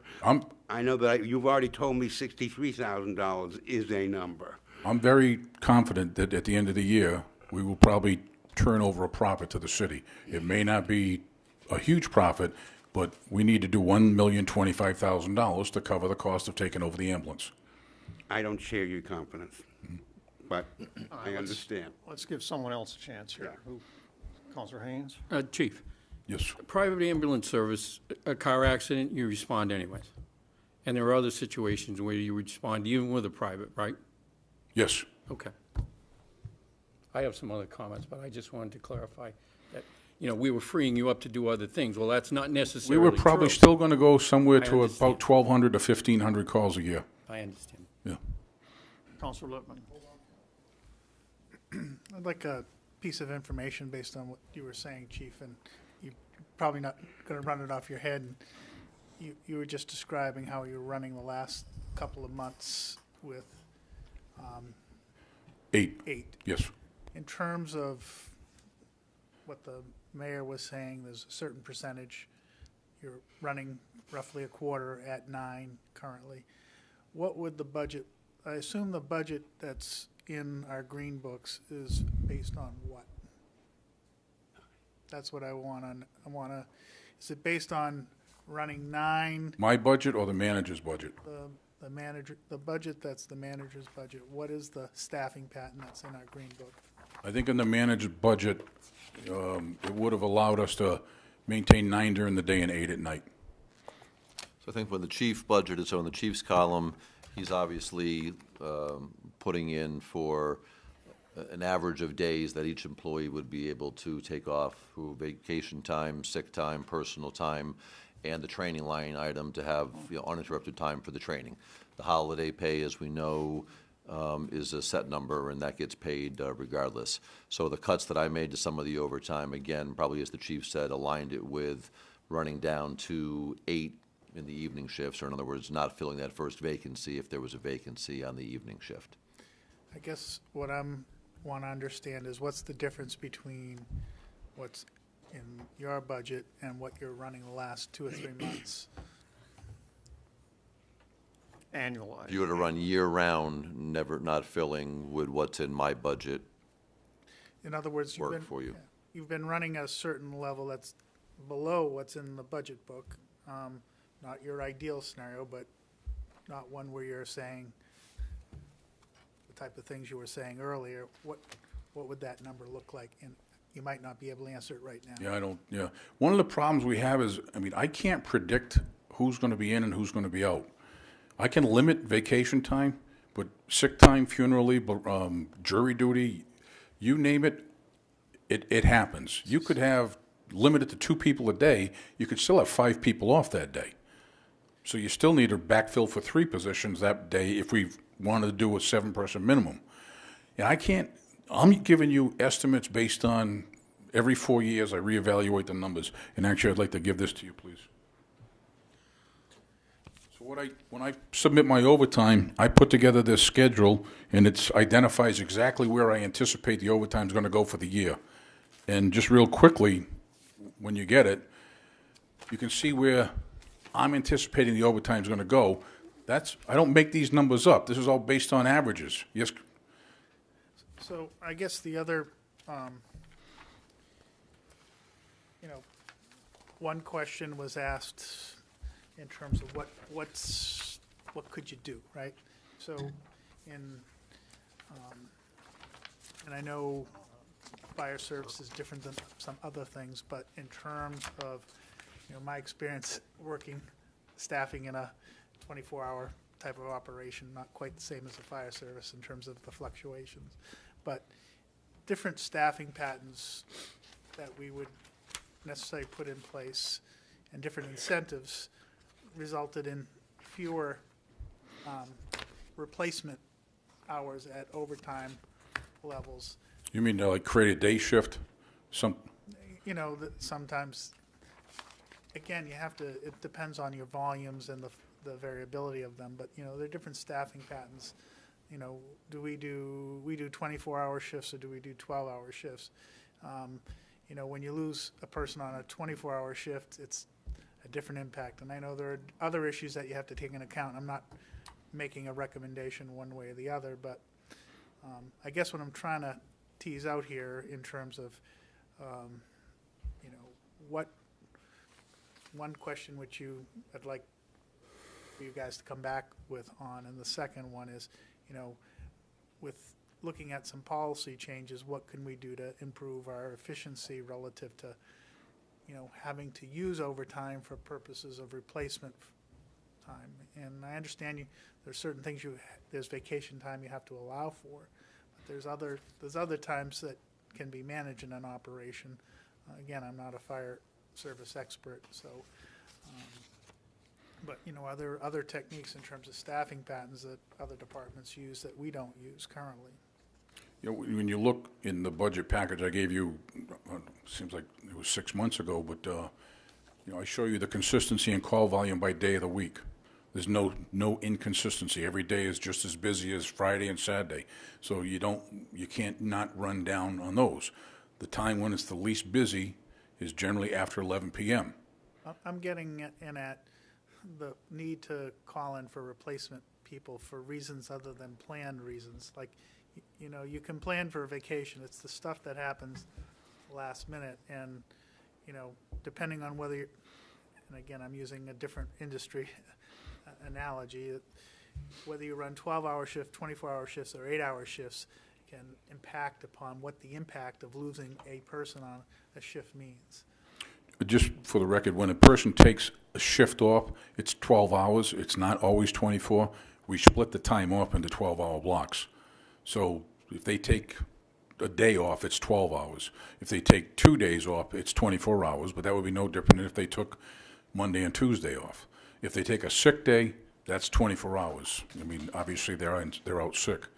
But on that spreadsheet I just gave you, I just real quickly want to point out that we allocate $7,000 for severe weather, $39,000 for working fires, greater alarms, emergency transfers, recalls, $25,000 for training in fire suppression, $11,000 in rescue techniques, $3,600 for public education, $2,500 for 4th of July, $4,000 for staff meetings, $4,000 for contractual obligations, $7,800 for miscellaneous, which includes fire alarm repair throughout the city.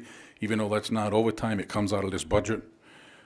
So there's $103,900 in the actual request I put in for $105. Then you go down and look, we only average 4 sick days per employee. That's a remarkably low number. Remarkably low number. The New Hampshire average is 7. We're only averaging 4. So when you look at what it costs, roughly $78,000 to cover sick time, $163,000 to cover the average year's vacation, $70,000 in personal coverage, and personal coverage keeps going up because of the incentive from the city. The city offers incentives. If you don't use sick time, you get personal days. And don't ask me to quote the personal bylaws, but I know if you have a good quarter, you get a personal day, and they're entitled to use it. And then there's other miscellaneous, which would be funeral leave, jury duty, those, I don't want to call them insignificant, but those others. That adds up to $328,000. I only asked for $299,000. So then we add in EMT refresher, which is $37,000. So I needed $470,000. We requested $442,000, and this is in the 2 budgets, the EMS budget and the fire budget, and the managers adopted $374,000. So you can see there's a significant decrease already from my request to the manager's budget. Last year, we know that your department paid out $555,000. No. Yes. right on the city payroll report. You're adding holiday pay into that, and holiday pay is not overtime. Holiday pay is straight time for, most people get the holiday off. They don't. So they get an extra day's pay 11 days a year. It's straight time.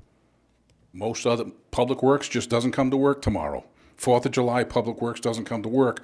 The firefighters have to work that week, so they get 10 hours straight time for 11 holidays a year. You may consider it, Except the people who are working that day. they get 5 additional hours, the people that are working. But you may consider it overtime, but it's just holiday pay, and in my opinion, it's not overtime. So you can't really, you can add that in there, but So the 470 does not include holiday pay. It does not also include the retirement tax. it does not include retirement.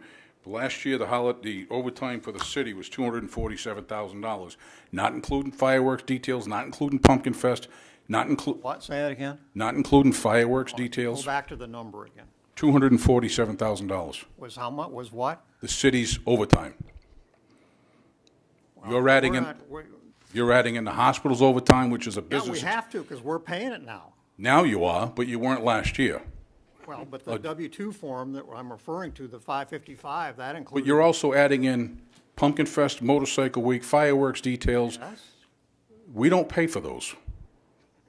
What do you mean we don't pay for them? You don't pay for Pumpkin Fest. That's paid for through the vendors. Fireworks details are paid for through the vendors.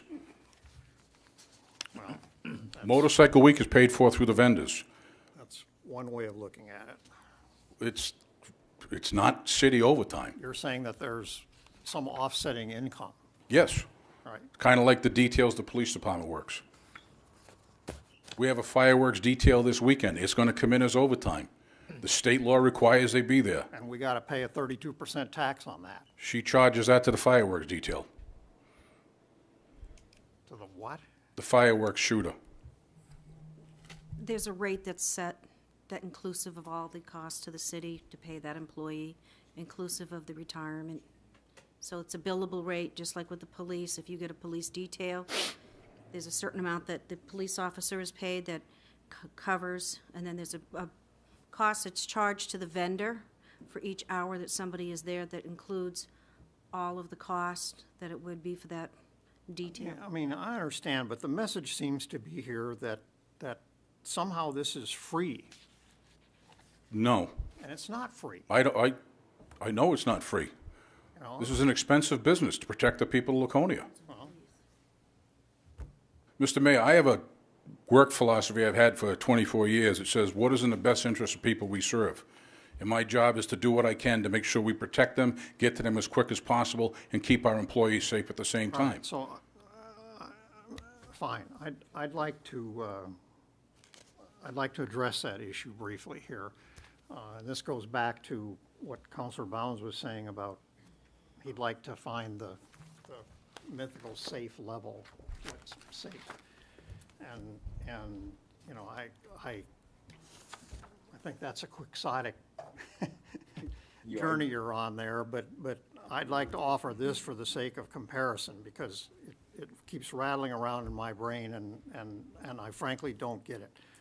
And that is, when I compare what we're doing to what the town of Meredith is doing. There's no comparison, Mr. Mayor. So we have they have about 6,500 people, and we've got 16,000 something. So we're roughly 2.5 times bigger than they are. Okay. Property valuation wise, we're at 2.1 billion, they're at 1.9 billion. Okay. Now that's not quite a fair number, because we have a higher number of Tax exempts. not, of the big one being the hospital. About 18% of our property is Let's tax say, exempt. for the sake of argument, that our tax base really should be, comparative-wise, should be 3 billion. Theirs is 2, ours is 3. So they're 2/3 as big as we are in terms of tax base. We know from driving around Meredith and whatnot that they have a substantial commercial tax base there, several luxury hotels. They have a huge inventory of large, expensive lakefront homes. They have 2 senior citizen complexes in that community that they have to provide fire protection for, okay? And what do they have to do that with? They have a contracted ambulance service, as we know, which was Which they decided pay. to be the death squad here in Laconia, if you believed everything that was put out there in terms of what that would happen to us if that were the case. But more importantly, we have 40 firefighters. 40. They have one. One. We have 40 times the number of firefighters that Meredith has. 40 times of professional, paid, full-time firefighters than they do. And yet, I would challenge anyone to ever recall an episode where somebody said they wouldn't move to Meredith, or they wouldn't put their grandmother in the nursing home in Meredith, or they wouldn't build a hotel in Meredith, or anything else because they considered it unsafe from a fire standpoint. Has anybody ever heard that about Meredith? I'd never live there, or I'd never build a hotel there, because they're just not safe. And this, to me, goes to the question that Councilor Bounds is asking. Obviously, the people who live and invest in Meredith consider that to be safe. Do they not? They probably don't even know. Wow. Most of the people. One firefighter. We have 40. They do about 400 calls a year. We're going to do over 5,000 this year. We average 50 to 60 building fires a year. They average maybe 3 or 4. When you look at the number of times Meredith comes to Laconia Mutual Aid versus us going there, in the last 4 or 5 years, it's probably, they've been here probably 20, 30 times. We've probably been to Meredith 3 times. It's a different community, sir. It is, but I don't believe the ratio is 40 times different, or anywhere close to that number. I just don't. So that's what I've got to say about safe. Okay. I'm listening.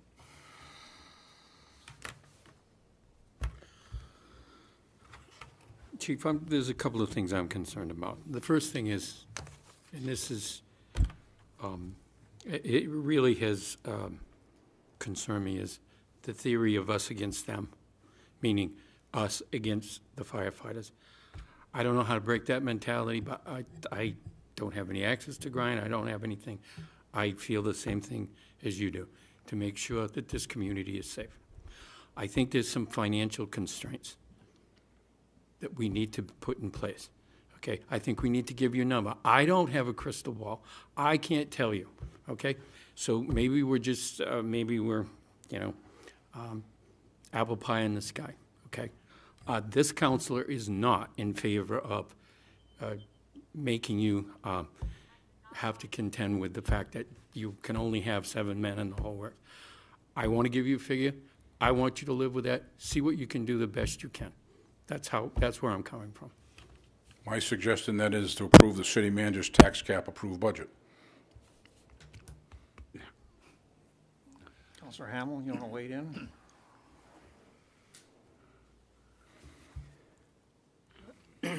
A comment you made, Chief, that your men were had very low morale.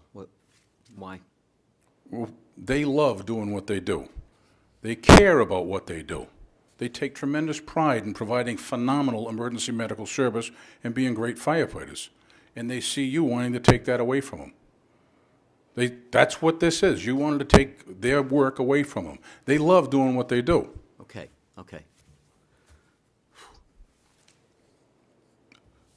I don't think this council is looking to take any work away. To me, the charge of this council is to also watch out for the citizens who pay the bills. And when LRGH decided to forego their ambulance service for whatever reason, I got a good clue what it is, it was up to this body to look into whatever is available out there. And if we didn't do that, I think the citizens should have really yelled at us for not doing our due diligence of seeing if there's a private provider, or if you're the best, if someone else is the best. I don't think anybody's ever said you guys don't do a great job. Have you ever heard that? No. All right. I've been to several of your fires and talked to you and praised your men for doing a good job, haven't I? Right? Yes, you have. Okay. So, I think, in my opinion, this council has been, or the one previous, because there's new members here. I go back 13 years with Eileen, and I think over that time, I believe this council's been pretty good to the fire department, don't you think? I don't disagree with that at all. All right. You know, I fought with Eileen to get you the new ladder truck. It's 10 years old now or more. We just built your state-of-the-art fire station. You agree to that, because you said that. So you have a new ladder truck, new fire station, new pumper truck. We've hired, in that time, 8 new firefighters that we put on. You know, new staff cars, new radios, coming up in this budget, new bunker gear. I think the council's treated you pretty well. I don't disagree with that, sir. I think over the years, we've asked that maybe overtime doesn't become an institutional factor in the department instead of a need-based line item. And I think it's become that. The W-2s for your department, and I've looked at all the departments, and we roughly have $1 million in expenditure in overtime a year, the city. And it does add up to $555, whether it's free, not free, or whatever. $555,000 is to the fire department. Now, if you add in the tax, the pension tax on that, it actually comes to well over $700,000. That is split 39 ways. It's monies that's going there that people pay one way or the other. You know, you can finagle the numbers or whatever, but that's the truth. That's what's here. So I think the council's been very good to the fire department. Tries to be good to all the departments. There's only so much money with the tax cap that can go around. The people want the tax cap. I haven't heard a lot of people other than David here that doesn't want it. But another thing that really has bothered me in the last several weeks, you know, and nobody ever mentioned the laying off of people. Maybe for one position, which was hired by the hospital. You know, that was a possibility, but it's not now. But the false statements that were made by, I have to say, it's your department and union, of what a private ambulance service would bring to Laconia was pretty discouraging. The innuendos of they won't show up to pick grandma off the floor for hours and hours or days or whatever. You know, she better have a fanny pack with water and a cracker in it, so in case she lays on the floor for days, because they won't show up. It's just not true. You know, the part of being laid off is not true. But that's what was pounded for 5 or 6 weeks by your department. And that's probably, they didn't know what was going to happen. Well, I'll tell you, I think they did. I think they did.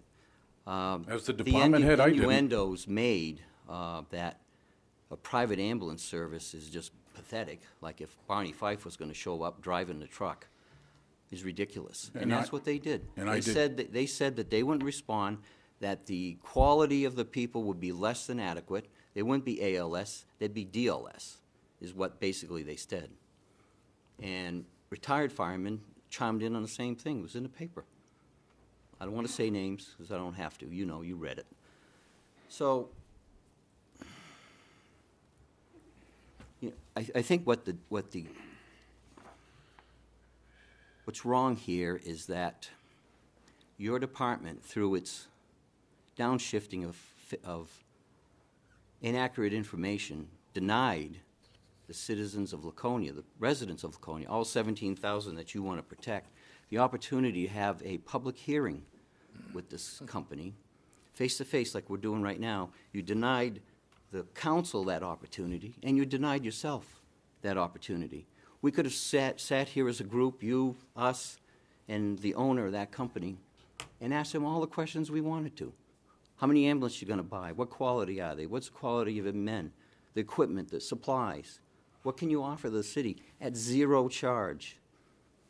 We could have asked that question, but now we don't have that opportunity. And, you know, your union praises the letter campaign, which was good. They might have had 100 letters, I don't know. They all said the same thing. You're going to die if you have a private ambulance. The firefighters are going to get left off, so obviously bullet points were given. But it wasn't the letters that changed Brewster's mind. It was the calls down there. That's what changed their mind. And I don't need to go into it because I think you know. Phone calls were made, and he decided to pull out. So now we won't know if they're what they could provide to the city. They service, I don't know, 10 communities down there, top hospitals in Boston. They see more trauma in a day than you probably see in a month if you add it all together. Shootings, murders, we don't see that often here. So the opportunity to be able to talk to these people and to see what they could offer at no charge to the city, I think was a mistake on your part. We should have had that opportunity, and we don't. So, you know, I hope that you could make this work with the budget that you said. But I agree with David, I don't think it's going to work. Because I think the hospital, you know, you said that, you know, they probably didn't do a great job of collecting. I kind of doubt that. I think they went after everything. I've talked to friends that took an ambulance ride, and they're on them like you know what were. So, I don't know, Chief. I'm very disappointed in how this all came down. You know, a letter was sent to I got it here somewhere, the Taylor home. That was not the fire union? I know it wasn't. It wasn't the fire union. It was SaveOurAmbulance.com. But the texture of the letters were exactly what's on your union website. And on Laconia Professional's website, it's the same stuff. You know, if you go on the SaveOurAmbulance.com, there's a nice letter there saying how great Mr. Brewster was and all this stuff, but we know what happened with that. And to send a letter, whether it's your department or not, or if it was John at the hospital, or whoever did it, to threaten our citizens, our seniors up there. You haven't seen the letter, I'm sure, right? I have no idea what you're talking about, Counselor. Okay, I'll find it for you. Here it is right here. The gist of that letter is pretty pathetic. And I'll let you read it. Is he giving him this? Yes. Okay. This letter has been the gist of what's been coming out of the department for a long time now. It's pretty sad that they say what they did about, you know, not responding, the level of care and all this stuff, which is absolutely not true. Meredith has a private ambulance. They get along fine. Probably a lot of your firefighters work for them. I had never seen this, by the way. Yeah, pathetic, isn't it? And they can say they didn't send it, but I'm sure they had some input about it. So, thank you for listening, Chief. You're welcome. Well, while we have the chief here, any other questions of the chief before we bring it back to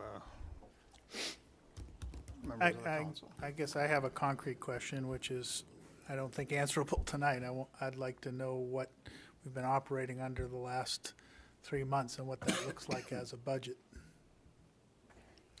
We have your original, this is what I'd like budget. We have what the manager proposed, and we have what you've actually been Can running. I take a crack at that? From a logic standpoint? Well, I just finished. Well, Sure. So, to me, there's a what you described, what we've been running the last few months is less than the other two options, and I'd like to know what that is. So may I Please. take a guesstimate? All right. So I was following the conversation earlier, but, so it's muddy.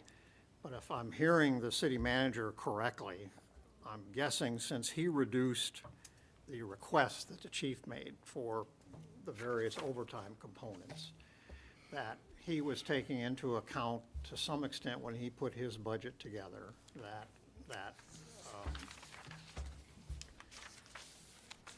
there were going to be times at night when there were going to be fewer than 9 people. There wouldn't be anybody, there wouldn't be backfilling that 9th position on overtime. Now, so I think that's a guess on my part. But what we do know is in this document here, the chief said that if he, as a matter of routine, didn't backfill the night shifts on those times when there were less than 9 people there. Okay, so that's 75% of the time, right? There's not 9 people there, that counting taxes, that would save us $64,000. So we can extrapolate that and say that probably if you went with 8 people on every shift, I'm guessing it would probably be something in the neighborhood of $150,000. I don't have that answer right in front of me, but I can tell, we had projected a $130,000 deficit. 78 of it, I believe, was attributed to health insurance changes that really you couldn't control. We were looking at about a $40,000 overtime, total budget deficit, but a significant amount of it was attributed to overtime. And I had told the manager we had had several fires during the course of the year. They were long duration, or we had a lot of help, whether it was the one on Union Ave, the transfer station. There was a few others that were significant fires. And then we had the cost to do the assessment center came in higher than anticipated because we had so many people take the assessment center. And so to try to do my obligation of coming in with a balanced budget, I imposed minimum staffing of 8 around the clock. And I believe we've saved, in the past 3 months, we've only saved about $15,000 to $20,000 by running down day and night. It's not a significant amount of money. Again, though, it's not a time of year where we have a significant amount of time off compared to June, July, August, and September. But you're not running 9 or 8 as a matter of course. You're just not backfilling on those shifts. Correct. where Yeah. When 9 show up, 9 work. Correct. Okay, you're not. So I'm throwing a number out there for what it's worth, and I'm guessing that if, as a matter of policy, a full shift was considered 8 people, that in salaries, and we never backfilled automatically on a shift above or above 8. So if 9 show up, we pay 9, but if only 8 show up, we go with 8, night or day. My guess is that, including taxes, I'm sorry, Mayor, I don't get the taxes thing. Retirement. 32%. Oh, I'm sorry. I just, We have to pay a 32% tax on every dollar of yeah. payroll. That goes into the, I know where it goes, Counselor. I just didn't, So my guesstimate is that I know what you're talking savings about. with that one move over a whole year would be approximately somewhere between $120,000 and $150,000. So I guess I'd like to validate that number. Yep. And secondly, I'd like to see the overtime and the revenue sources for the overtime that is, if you will, third-party paid, because it doesn't make sense if we're calculating that.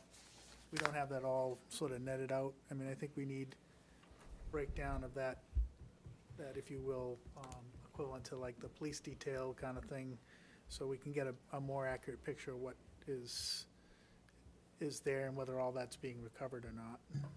I'd like to have those 2 pieces. You know, my sentiment around the table here is that, you know, there's a range of positions in which people might land on, and that are different than just what's in this proposal. I may be wrong. But I'd like to do it on a fact basis as opposed to just winging it here. And I don't think our intention was to finish the conversation. I think our intention, based on what you said, was to make a decision on the 9th, right? I'm sorry? Our intent is to make a decision on the 9th of July. You're trying to get a settlement tonight, but our decision-making is going to be on July 9th, correct? Final decision-making. What we're trying to do tonight, though, is give the manager guidance as to what numbers to work with, so the documents that are presented to us will be reasonably accurate. So I would like a reasonable number of what the fire department budget looks like. I get your back of the envelope calculation, but I'd like to know what the number is if we're running what we've been running on the last 3 months. Is it as little as you said it is, or is it a different number? And when we take into account the appropriate offsets in overtime and revenue, what does it look like? If I can just speak to the revenue piece, so we're not really building any of the billable hours for a fire staffing in with this budget. So when you look on, in comparison, the revenues that we bill for the police department are far greater because of the number of traffic details and construction projects and those types of things. So the amount in the police department is significant.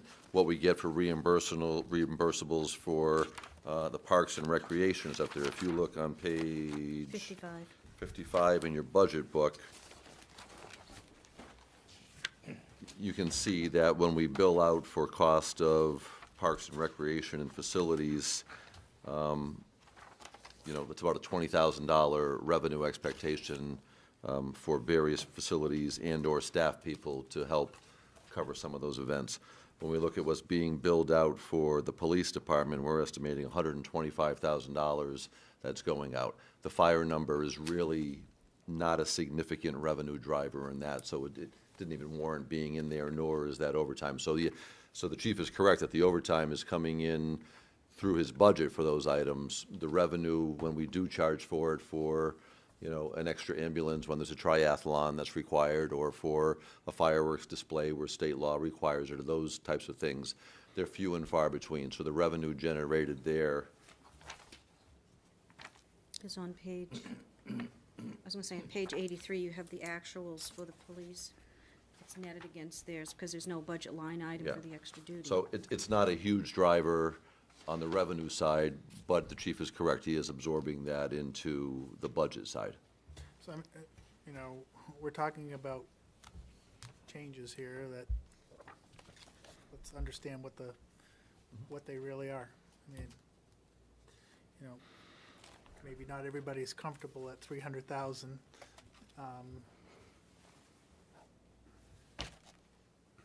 So, I'd like to know what the budget, I'd like to see what a budget looks like, what we're running today over the last 3 months, and I'd like to see what it is with the appropriate accounting of that Pumpkin Festival, Motorcycle Week. I mean, Motorcycle Week you're already charging out probably. Motorcycle week is in the budget. Yeah. In the motorcycle week budget, not in the fire budget. Pumpkin Fest's a big event, right? Mhm. There's a It's not a huge amount of overtime, but it's in their W-2s at the end of the year. $17,700. For the fire department side, for Pumpkin Fest, I don't have the number in front of me, but one argument that all the money from the hospital for the last year was the hospital's business expense. We've reduced that number, and I don't remember, Scott, is it 80,000 I think we're asking for on the EMS budget in overtime? I don't remember the exact number. I'd have to tally it up. So before it was at least 150 to 200. I believe last year the hospital's overtime was about $147,000.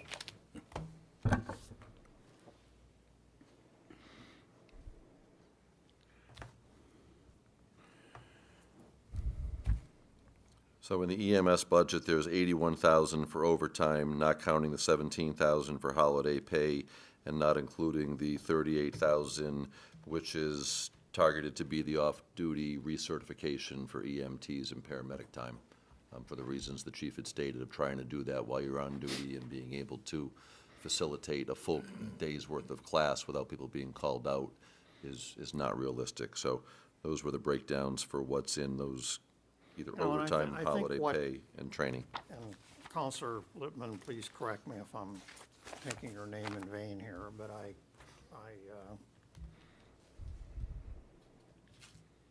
going back a number of years, as Counselor Hamel alluded to, certainly longer than the 5 years that I've been the mayor, much longer, double that time at least, the council has been to varying degrees concerned about overtime. And I think that, well, I'm not going to put words in Counselor Lippman's mouth. I'll speak for myself here. I think what is concerning is that the bottom line seems to be protecting overtime at all other cost. Twice in the last 3 years, I have floated proposals to add personnel to the fire department because I thought we could easily take that money out of the overtime budget and make it come out with a plus on the bottom line. And neither time did that gain any traction, whatever. I submitted a request this year to increase to 10. Because I think, you know, if we added another firefighter per shift and it became 10 instead of 9, then my assumption is the way the department works and always has worked is you will now consider 10 to be the full shift and you'll backfill to 10. Actually, and we'll just be right in the same. The request to the manager. If we had 14 firefighters per shift, we would decide that 14 was the full shift. I mean, Chief, I'm sorry, but in my mind, if, again, speaking only for myself, if we added 16 new firefighters, 20 new firefighters, and added 5 per shift, the policy of the department would be a full shift is 15, and we're going to backfill to that because we've got to protect the overtime. That's what the W-2 form is. What this is all about. That's the perception. I don't get a penny of this, just so you know. I know you don't. So, but we've got 8 lieutenants and captains that last year all made more money than the 2 deputy chiefs made. I don't disagree with that. All because of overtime. They had to work them hours too, Mr. Mayor. Yes, they did. Yeah, that's hours that they're not at home with their families. They're averaging probably 12 hours overtime a week on top of the 48 hours they work. But I had submitted a proposal this year to go to 10 and run down. But somewhere out there, there's got to be a means of getting a grip on this with extra staffing, creative staffing, and I thought that's what Councilor Lippman was alluding to. That floaters, whatever you want to call them, and I realize that the collective bargaining agreement ties your hands greatly in those areas, but perhaps that becomes a negotiating position for the city in future negotiations to give you more flexibility so that you're able to fill extra shifts and whatnot with straight time people instead of overtime people. When you hire a straight time person, it's going to be $70,000 to $80,000. They're not going to save $70,000 to $80,000 in shift coverage. Say that again? If you hire a full-time person, it's about $70,000 to $80,000 with all benefits and retirement and everything added in. More than that, but that's. But they're not going to save the equal amount in overtime.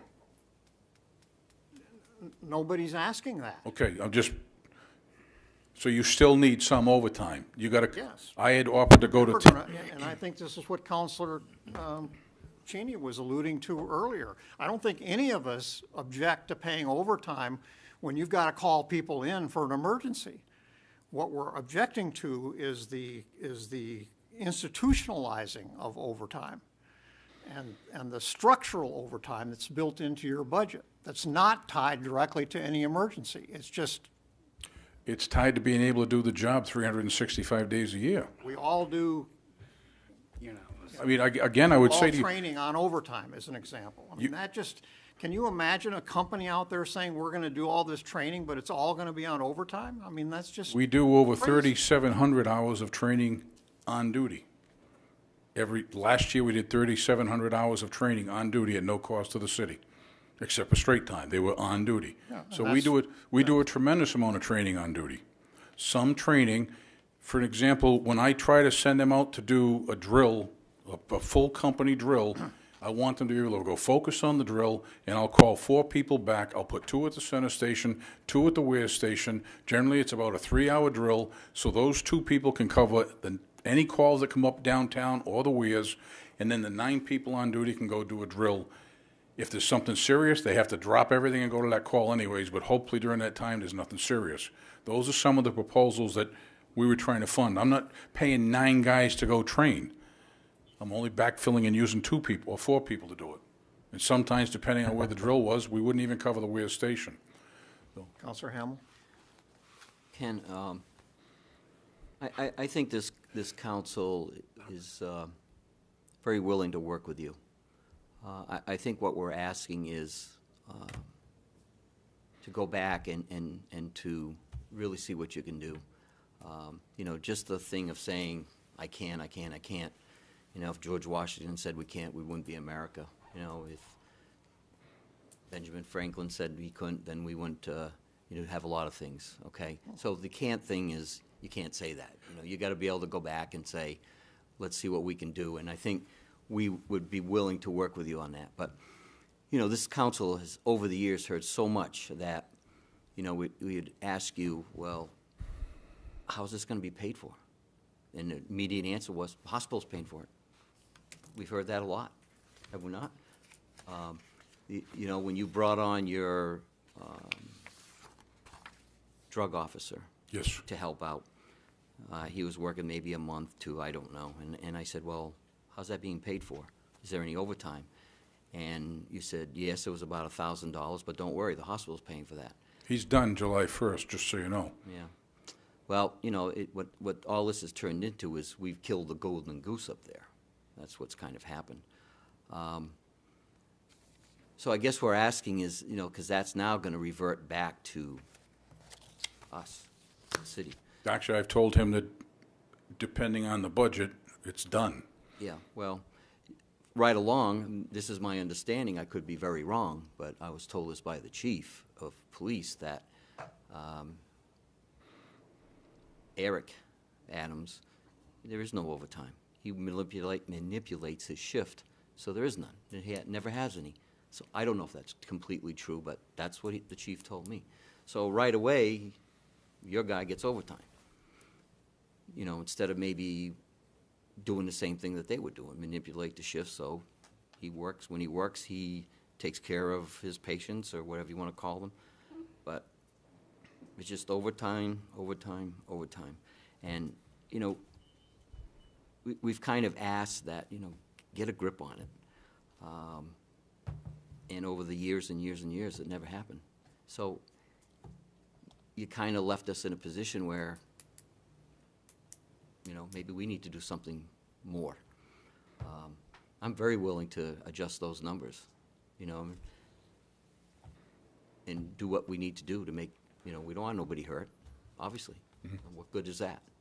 You know, we want you to be safe at the job you do. But I think from the top down, it needs to be addressed. It really does. No other department gets overtime like that, none. They really don't have the ability to be honest. So work with us, see what you can do. You know, I mean, think out of the box. The union contract says that you can hire people from May till September, I think it is.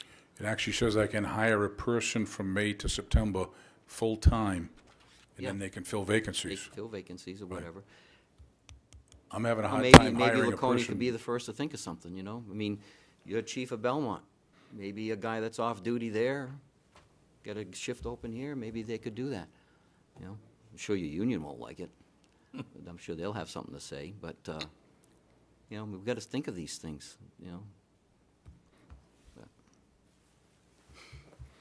Counselor Bounds. I'll be brief, I promise. From the council's perspective, the entertainment of the privatization of the ambulance service was something that we felt obligated to do.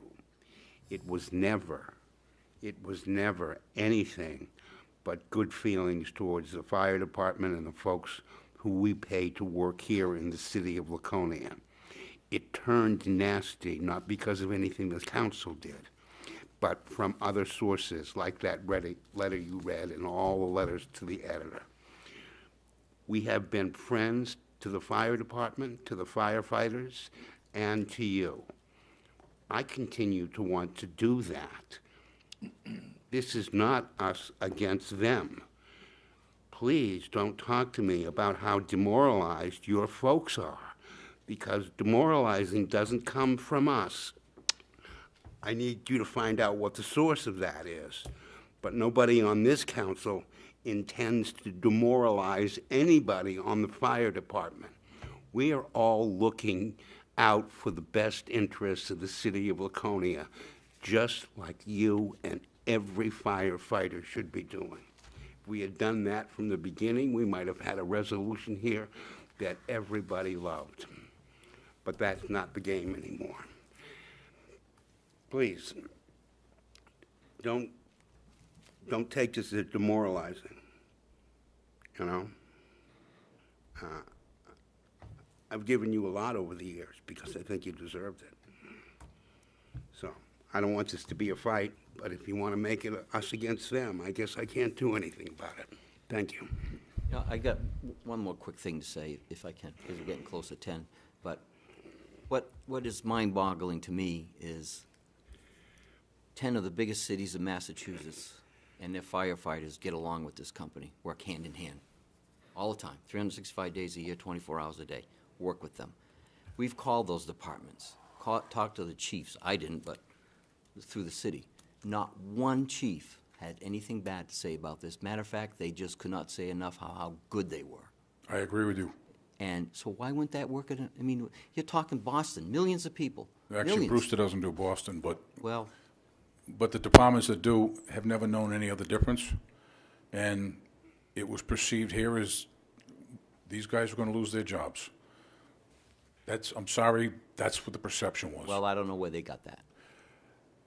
When you look at the hospital budget that we had to absorb, and you look at that amount of money that we would have had to absorb with a tax cap budget, Well, you know, what this council, when we talked about this, we looked into this very seriously, because we all knew this was nothing to mess with. You either got it right, or it was going to be totally wrong. And we really checked into this. We didn't go willy-nilly on this thing. And with the rave reviews we've got from them down there, and what they were going to do up here. but I would tell you I mean, that we can do everything they were proposing to do. I know you can. Well, But wait the a minute, thing- hold on. Not for nothing, though, Chief. There were things in their proposal Counselor. you can't do for Counselor, nothing. can I'm I sorry. interrupt you for just half a second? I would entertain a motion to extend the meeting time tonight till 10:30. So moved. Moved by Counselor Seconded. Hamel, seconded by Counselor Haynes. All those in favor, please raise a hand. All right, thank you for your indulgence. Go ahead. Thank you. I didn't Chief, realize there was a limit. and I got to go back to what I said to you before. I admire your passion, but this requires something other than passion. This requires some sit down and work through this. I don't know that the number 300,000 is the right number. I swear to you, I don't know. But I do know we need to do something. I mean, after I've been through all of this, and I am the most disappointed here about the Brewster thing, because I'm the one that represented the council on those meetings. They were a quality outfit, they really were. They wanted to work with the fire department. What I'm asking you to do today, you guys, is go back and say, let's try to work through and see if we can make some adjustments here. And I'll listen, I promise you, I'll listen. But if alls we get is, it can't be done, I'm probably gonna go with the 300,000 number. So, I've already said if we adopted the city manager's budget, we would drop to 8 at night all year long, 9 during the day. That's a substantial decrease in overtime. I don't know what the exact number is. I gotta go back and figure it out, but So let's clarify that. And that's not my understanding. That you didn't base your budget, because if you did, why would this say, if you did, why would this say you're gonna save another $63,000? From the chief's budget, that would save $63,000 from what But his. from your budget, it would save nothing. I had made some cuts anyway, so I'll speak to that and Counselor Lippman's point. So to try to put some numbers as to what would savings be if we went to, 8 at night and 9 during the day, or if we dropped and didn't fill the first vacancy, 8 for day and night. So what I did is using the statistics that at 25% of the time, we have 9 people show up for work. So I took 75% of the 730 12-hour shifts we have, and that's 547 shifts. I multiplied that out by an average firefighter at time and a half, and for 10 and a half hours over the 12-hour shift, which is what they're paid on that because of the way the scheduling works. So if 75% of the time we didn't fill the first vacancy, the savings in overtime, based on 540 shifts, 10 and a half hours at a time and a half pay, is $190,000. When you factor the retirement into it, it's $250,000. So if we're basing on what the chief's original request was, I've already reduced that overtime number by 84,000. And when you calculate the retirement cost on it, it's 110,000. So additional savings from what I've cut, if you want to look at them as a cut, including overtime and retirement system costs, between what is in my budget and what that expense is, the net difference between would be 140,000. So on paper, 140,000 in a perfect world, additional cut would get you to not filling the first vacancy day or night on statistically 75% of the shifts. Pretty close to my ballpark number. Okay. Now, the chief already acknowledged that he put 28,000 less in his original request. So whether you wanted to back that out of the 140 and say, beyond what I've done, an additional cut of 112 gets you to, in essence, not filling the first vacancy day or night, that probably puts you in a ballpark area. What was the number again? If you added the 28 in that the chief already left out of what he indicated he needed on this sheet, 140 minus 28 would be $112,000 between overtime and the correlating retirement system cost. Would probably get you fairly close to 25% of the time we're running 9 people on the shift, and 75% of the time we're not going to fill that first vacancy, running 8 at day and 8 at night. So bottom line, you're guesstimating that if the policy became we don't backfill the first position 24 hours a day, that we would save in salaries and retirement approximately $112,000. You can take in another $112,000 out of my proposed budget, which already reflects some cuts in there. Just by making that one move. If that was the policy that if 9 showed up, 9 worked. If less than 9 showed up, we worked with 8 before we filled the position. That would be a number.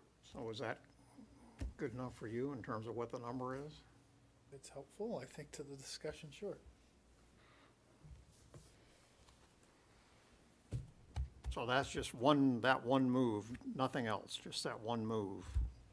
That would be staffing of 8 at a minimum, day and night.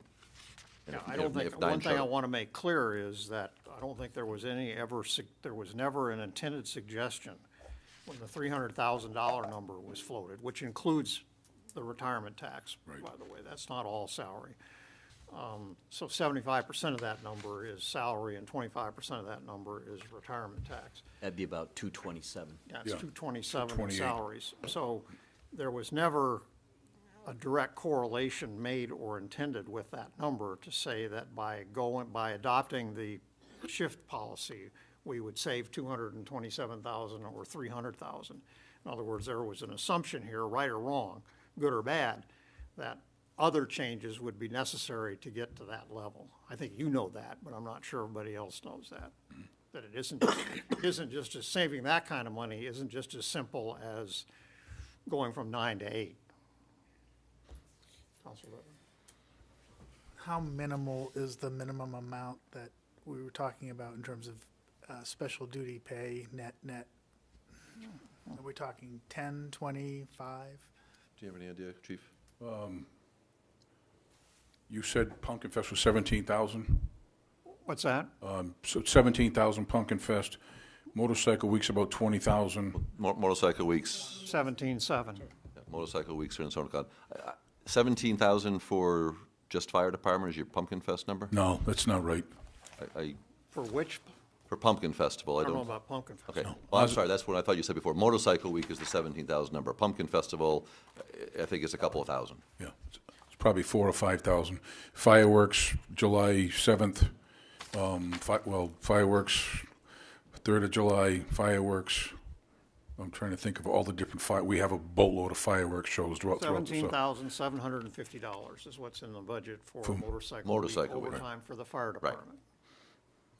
And that remains in this budget, so in essence, that's in that special revenue account where that overtime has come. So that overtime is not coming out of the fire Well, it budget. is, but when putting that $300,000 number together, it was assuming that all the different places that overtime is packed away in the budget would be on the table. But for simplicity's sake, it would all come out of the fire department budget. Well, if you were trying to reallocate $300,000, it needed to come out of the general fund. It couldn't have come out of special revenue account, because if we cut that 17,000 down to 10,000, that didn't free $7,000 for you to put towards anything else, because it's non-general fund money. So if you were looking to offset that 300,000 to go to a resource officer and the schools, it needed to come out of the general fund. I thought I was going on your advice there. I think you are. I think we're saying the Said, same. don't go to the EMS budget, don't go to the Right, motorcycle budget. because that doesn't translate to a cut in the general fund that you Right. can use that money. So the 17,000 remains in the motorcycle week. Yes, does that show up as overtime in But the if the chief needed to W-2s? cut the overtime budget in motorcycle week in order to achieve the overall goal, he could do that.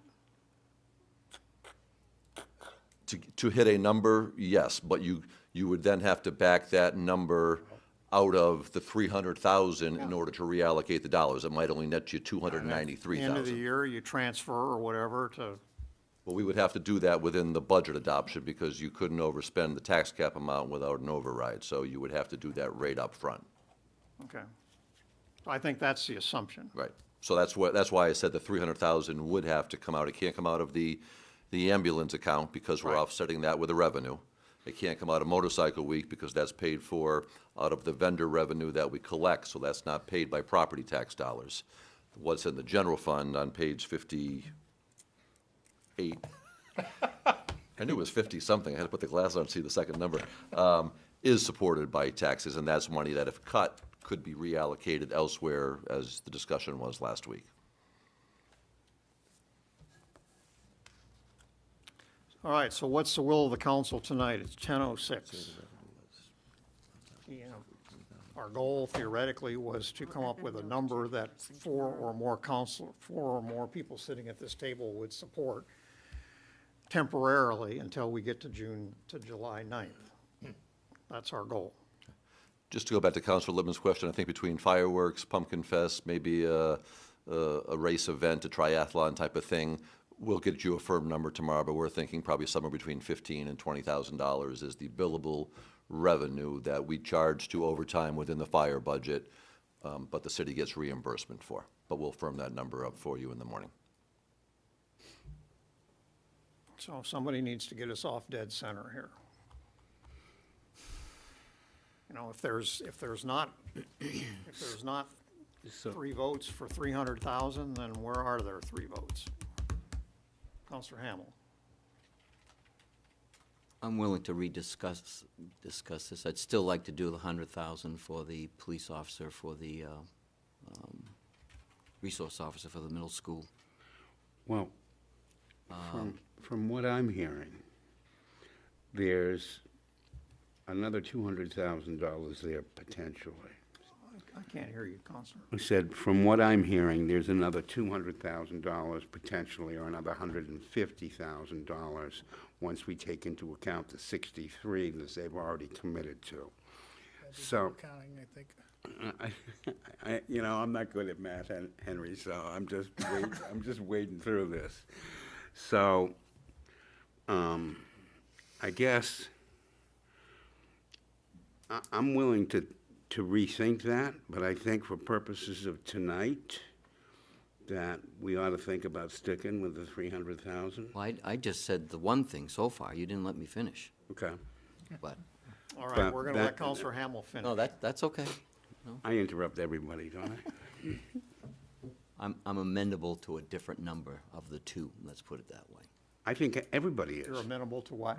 A different number than two. We got the one that we talked about, which I think most people are in agreement. Yes, no? Okay.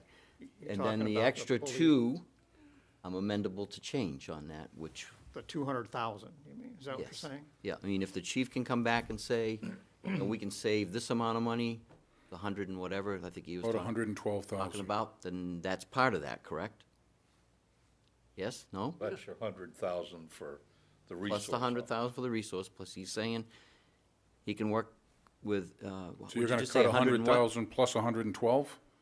Well, you just said you were gonna have a resource, you could cut back to 8, And that would save 112,000. yes. So if we had a policy that we're not going to backfill the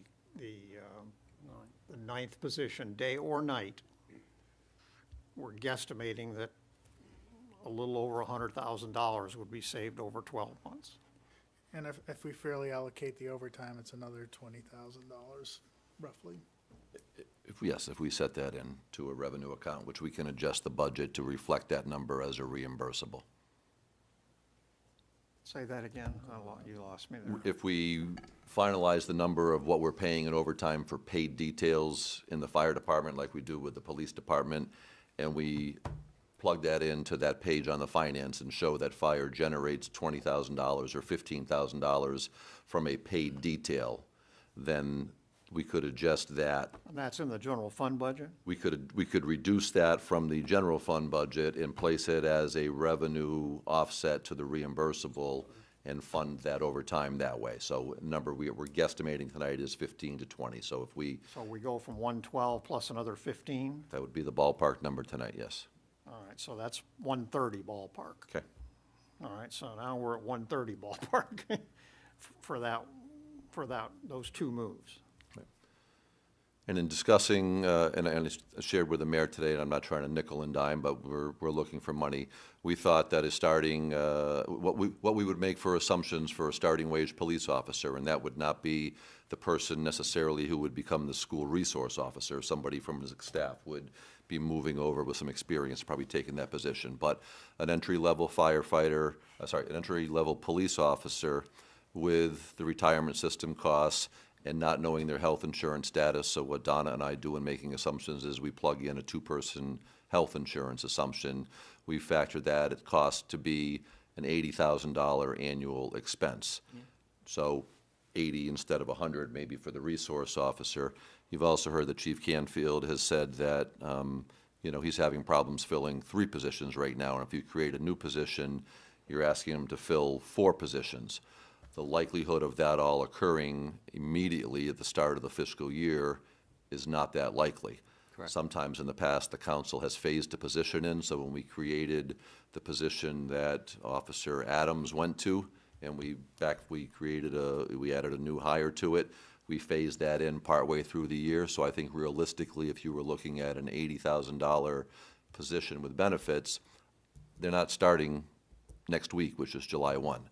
So I think you could use a reasonable assumption and say that hire takes place a third of the way through the year, and when you could factor in $55,000 or $60,000 for that position as the foot in the door for the majority of the salary, and we would incorporate the remainder of it in a future year budget. Councilor Haynes. And we haven't, Scott, floated the idea that there might be cost sharing with the school. I haven't brought that because I haven't gotten that direction But from. I'm just saying, we haven't That even could had be that if discussion. there's a consensus of the council to. It's not going to come out of their budget this year. No, I understand. But that was just talking about that 80,000 coming out of the city side, stepping it in for a number of 55 or 60,000, I think is a realistic approach, just based where we are on the hiring schedule right now. All right, so for the sake of getting us off of zero here, what would be practically a good number to put in the budget for fiscal 19 for that officer? I would say we go with $60,000. All right, so that's $60,000. All right. Yeah. So so I'm using the number 130 right now. I'm just making that up. And those of you want to argue for another number or suggest another number, that's fine. But just for sake of argument, if we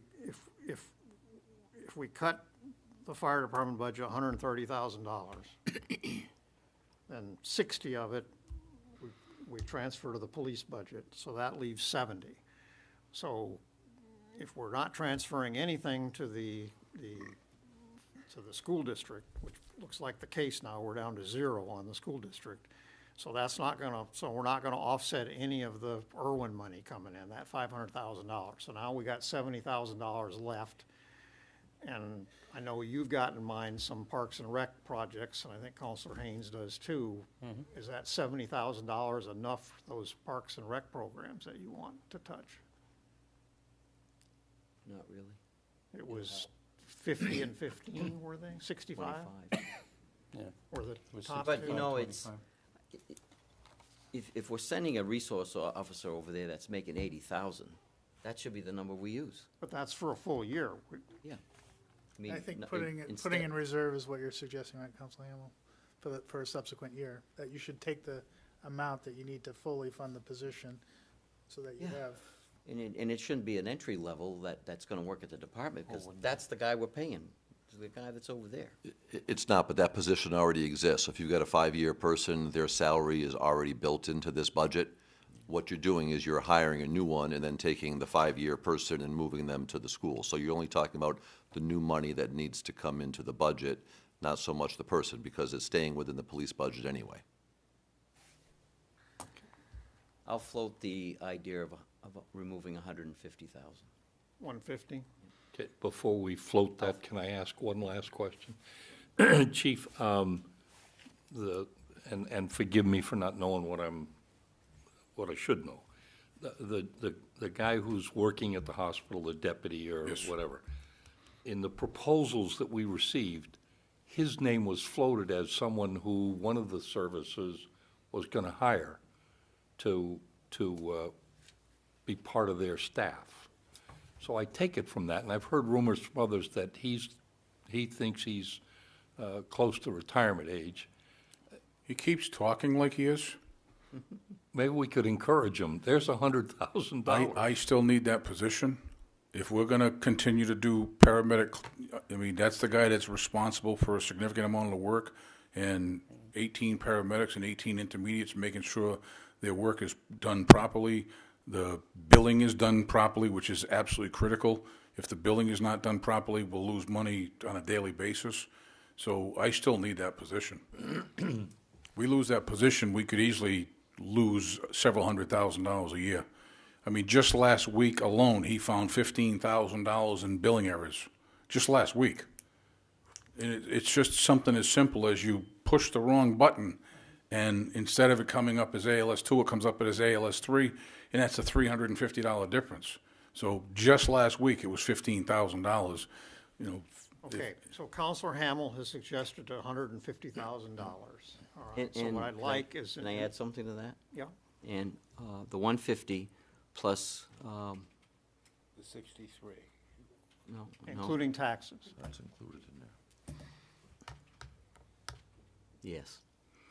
There's a 300. Retirement system, 150 including the retirement system Yeah. money is what we're talking. And That's what I meant. we watch what goes on over there, and if the overtime is still out of control, then next year we revisit it.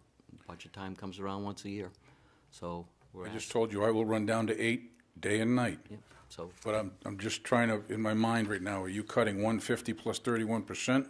no, Okay, you're cutting about, No, it's 150. not plus one, it's including the 31%. Okay. Of which 20 we're shifting over to a reimbursable revenue account or whatever that number ends up being. We're targeting 20,000 So we for got paid details. 113 plus 20, 133, so that leaves a little less than $20,000 to be found somewhere else. Right? Yep. Including taxes. So 75% of that number would be salaries, 25% would be retirement tax. All right, so what I'd like to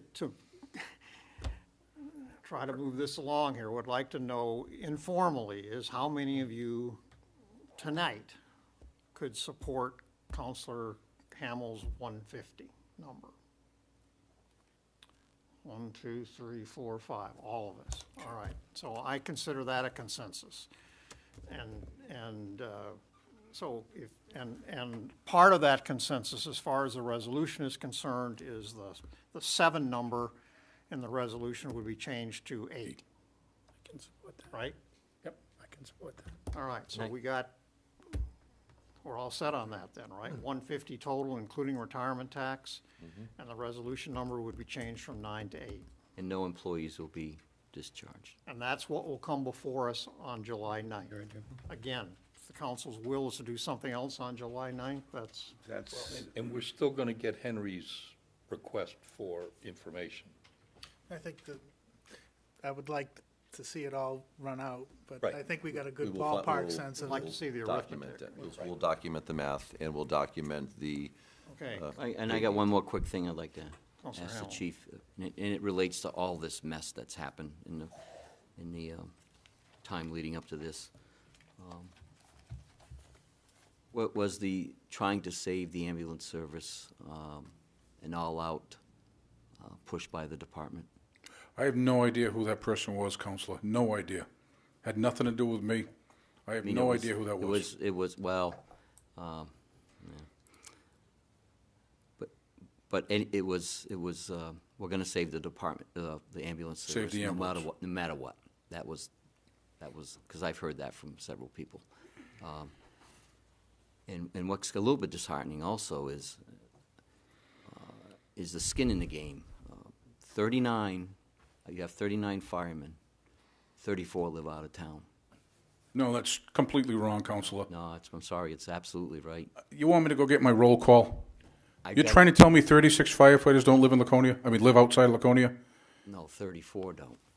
34 live outside. I've got it from right upstairs here. Do you want me to start naming them? Well, unless it's changed, because I got it from upstairs, that out of 39, 34 live out of town. Five live in town. I'm not even, it's wrong. I could, it doesn't matter. No, it, All right. You need to see Paula. pardon?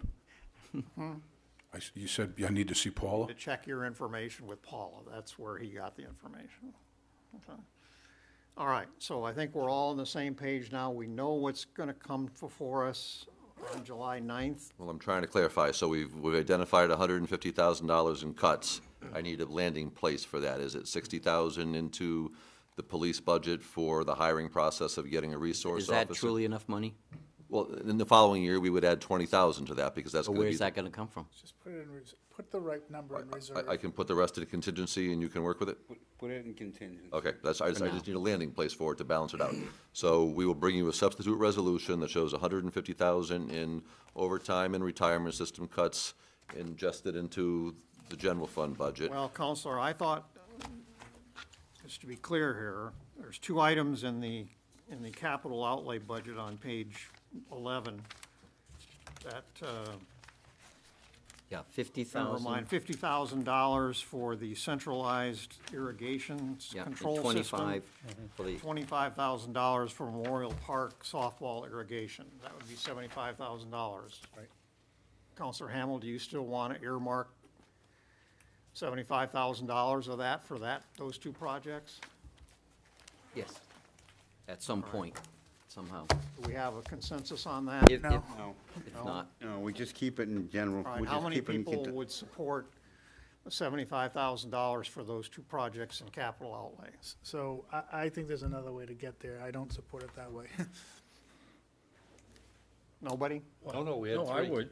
You had three. Okay, 1, 2, anyone else? 3, 4.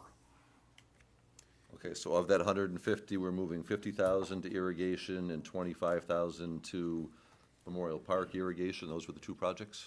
Right, and then we've got the 80, what number are we gonna, what number did we agree on for the We police? can move that all. 60, I I thought. was gonna move 60 into the police budget if there was consensus to do that. All right, so now we're at 125? We're at 135, 50 and 25 and 60 is 135, all right. 135. So now the last 15,000, contingency. contingency? That's fine. Again, we can change this if we need to on July 9th. Well, we just moved a bunch, what was the number we moved into contingency for the non-capital reserve fund? 22,000. And I think last week, between the two projects at the Weirs Community Center, that was about 43,000, I think, between the bathrooms and the You water. got 3 specifications. I have 4, so I'm gonna cut 150, all-inclusive from the fire. We're gonna adjust the reimbursable line for the fire detail, just so when you see that in the budget. I've got, of that 150, I've got 50,000 going to irrigation centralized. I've got 25,000 to run the irrigation specific in Memorial Park. I've got That's 15,000, isn't it? No, 25. Oh, you're right, 25. 25, I'm I've sorry. got 60,000 going into police for the hiring of a resource officer for the middle school, and I've got 15,000 going into contingency. and that adds up to the 150. All right, so that's where we are right now. And the only other change that I mentioned to you last week is I'm going to reflect the bonding of the radio towers and the dispatch, reflecting the 700,000 versus then how it shows right now, just for more of a housekeeping measure, but the dollars won't change, just where it shows up. Okay. Do you have any All other right. changes, Don? We or all you set? good? You don't have anything else that you need to bring For the forward? 9th, yes. For the 9th, yes. We all set for tonight? I just want to hand these out to you, not for tonight, but they'll be coming to you. Thank you. Good night. When we get into July. These are the carry forward, so separate from what you did tonight, whereas you captured money that was within the budget, a contingency or whatever, or did the transfers to balance at the year end. These are mostly capital items that we typically carry forward every year because we need them for roads and sidewalks and guardrails and all that type of stuff. So this is the preliminary carry forward one that you'll be seeing again at a meeting in July. And when we do this, do we have to do All right. it line item No, by you can line item? vote- no, you This can question vote is on this. no, but are there any council comments tonight? Are we exhausted, I hope? All right, so I'm going to declare this meeting adjourned at 10:25 PM. Thank you.